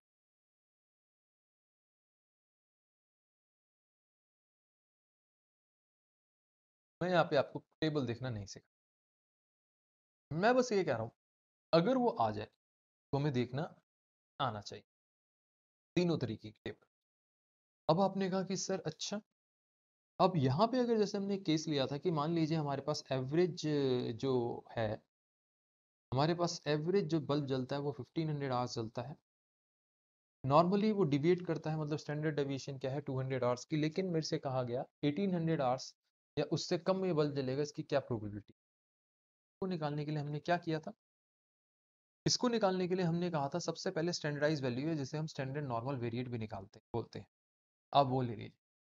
ये क्यों निकालते हैं? मैंने आपको समझाया था कि देखिए आपके पास बहुत सारे टेबल्स हो सकते हैं, बहुत सारी टेबल्स गलत वर्ड है, आपको बहुत डिफिकल्ट तरीके से मैं इसकी प्रोबेबिलिटी निकालना सिखा सकता हूँ। आपने कहा सर डिफिकल्ट तरीके से? हाँ, डिफिकल्ट इसलिए बोला क्योंकि देखिए, कभी आप इंचेस में निकाल रहे होंगे प्रोबेबिलिटी, कभी आप किसी और चीज के लिए निकाल रहे होंगे, कभी आप केजीज के लिए निकाल रहे होंगे, तो प्रोबेबिलिटी कभी आप लीटर्स के लिए निकाल रहे होंगे। आपकी सिचुएशन के हिसाब से आपको प्रोबेबिलिटी निकालनी पड़ेगी कि इस बात की क्या प्रोबेबिलिटी है कि कितने बल्ब हो गए, कि कितने केजी हो गया, कि कितने लीटर्स हो गया। तो आपने कहा हर बार के लिए मेरे को मेहनत करनी पड़ेगी। तो हमारे जितने वेटरन्स थे उन्होंने कहा लो जी, एक हम आपको टेबल दे देते हैं। टेबल क्या है? हमने आपके लिए सारी प्रोबेबिलिटी निकाल के ऑलरेडी रखी हुई है। तो हमने कहा हम देखेंगे कैसे इस टेबल को। उन्होंने कहा हमने क्या किया है, हमें मालूम है कि actual deviation over standard deviation हमने ले लिया। एक्चुअल डिविएशन क्या है? एक्स माइनस म्यू, और स्टैंडर्ड डिविएशन क्या है वो तो हमें पता ही है। अब हमें मालूम है जो मेरा एक्चुअली डिविएट करता है वो मैक्सिमम 2-3 टाइम्स करता है, तो हमने जो टेबल लिया 2-3 टाइम्स तक की टेबल ले रखी है और उसके हिसाब से हमने वो टेबल दे रखी है। तो मैं आपको हल्का सा वो टेबल रिपीट करा दूं 1 मिनट लगा के।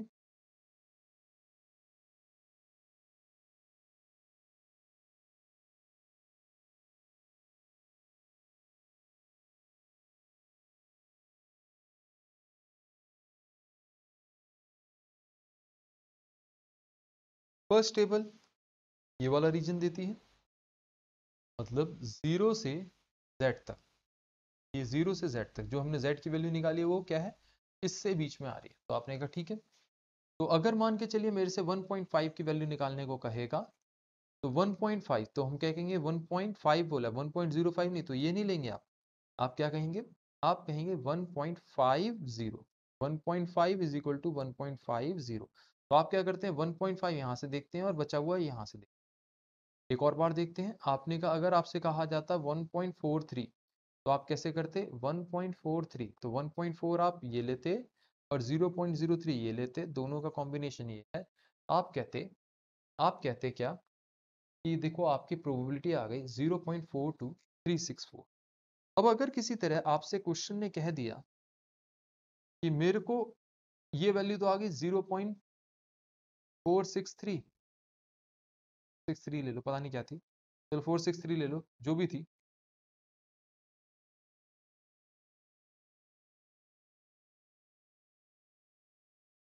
जीरो पॉइंट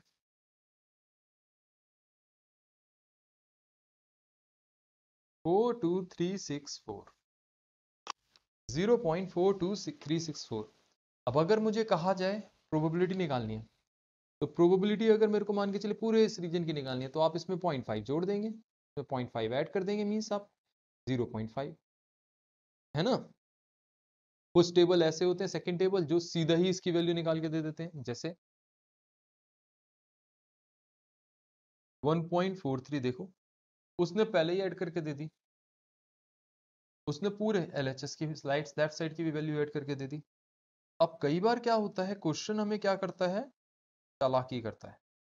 वो कहता है हमें किस साइड की वैल्यू निकाल के दीजिए, वो कहता है इस साइड की वैल्यू। तो आपने कहा ये 0.5 में से 0.42364 माइनस कर दो, हमारे पास क्या आ जाएगा? ये वैल्यू आ जाएगी। और मुझे पता है ये और ये वैल्यू सेम है। तो अगर आपको क्वेश्चन में ये इस वाली टेबल दे रखी हो या ये वाली टेबल दे रखी हो, बात एक ही आएगी, इससे कोई फर्क नहीं। तो आपने कहा कि सर जैसे थर्ड टेबल है यहाँ पे, देखिए ये रही, आपने सीधा निकाल दी। कैसे आई? आपने कहा कि सर ये 1.43, ये वाली वैल्यू टेबल क्या पता ये वाली दे रखी हो। अब कभी माइनस में z हो तो आपको यहाँ पे क्या होगा? यहाँ पे -1.43 होगा, इससे कोई फर्क नहीं है। तो आपने कहा कि sir it doesn't create any difference, the point only is that minus में हो प्लस में हो, हमारे पास वैल्यू हमें कैसे निकालनी है। अच्छा, कई बार आपको क्वेश्चन क्या करेगा? उल्टा कहेगा, कहेगा बताओ प्रोबेबिलिटी ये है, इससे z वैल्यू निकालो। तो आपको प्रोबेबिलिटी बीच में ढूंढनी पड़ेगी, पेट में, टेबल के पेट में आपको ढूंढनी पड़ेगी प्रोबेबिलिटी कहाँ पे आई। कहेगा जैसे बताइए अगर मेरी प्रोबेबिलिटी है 47%, तो आप कहेंगे 47% कौन से रीजन के लिए बोल रहा है? लेट अस से इसी रीजन के लिए बोल रहा है। तो आपने कहा 47% आ गई इन दोनों के बीच में, कौन सी वैल्यू लेंगे, इसमें जो भी नियर है, कौन सी नियर है, आप देखिए 47% से ये नियर है, इसमें तो 62 का गैप है, इसमें 5 का गैप है लेफ्ट वाले में, तो आप ये वाला लेफ्ट वाला ले लेंगे क्योंकि सिर्फ 5 का गैप है। ठीक है, ये आपने कहा हमारा हमारा मेन पूरा पोर्शन था। अब आपने कहा कि सर तो बेसिकली आप यहाँ पे इसी तरीके से करेंगे, मैंने कहा पूरा यही है, प्रोबेबिलिटी देखना जिसको आ गया उसको ये टॉपिक बड़े आसानी से आ गया। अगर आपको प्रोबेबिलिटी देखना आ गया तो ये टॉपिक आपको बहुत आसानी से आ गया। तो हमने एक क्वेश्चन भी किया था, एग्जाम्पल वगैरह किया था, इस क्वेश्चन में केस भी किए थे। देखो कैसे प्रोबेबिलिटी या confidence interval different different situations में कैसे कैसे निकालते हैं, डिफरेंट डिफरेंट सिचुएशंस में कैसे कैसे निकालते हैं। चाहे हमें कई बार क्वेश्चन में पहले से प्रोबेबिलिटी दे रखी हो तब प्रॉफिटेबल निकालना, मतलब आपको कैसे निकालना है ये हमने मान के चल रहा हूं। इसी के साथ ये टॉपिक फिनिश हो गया है।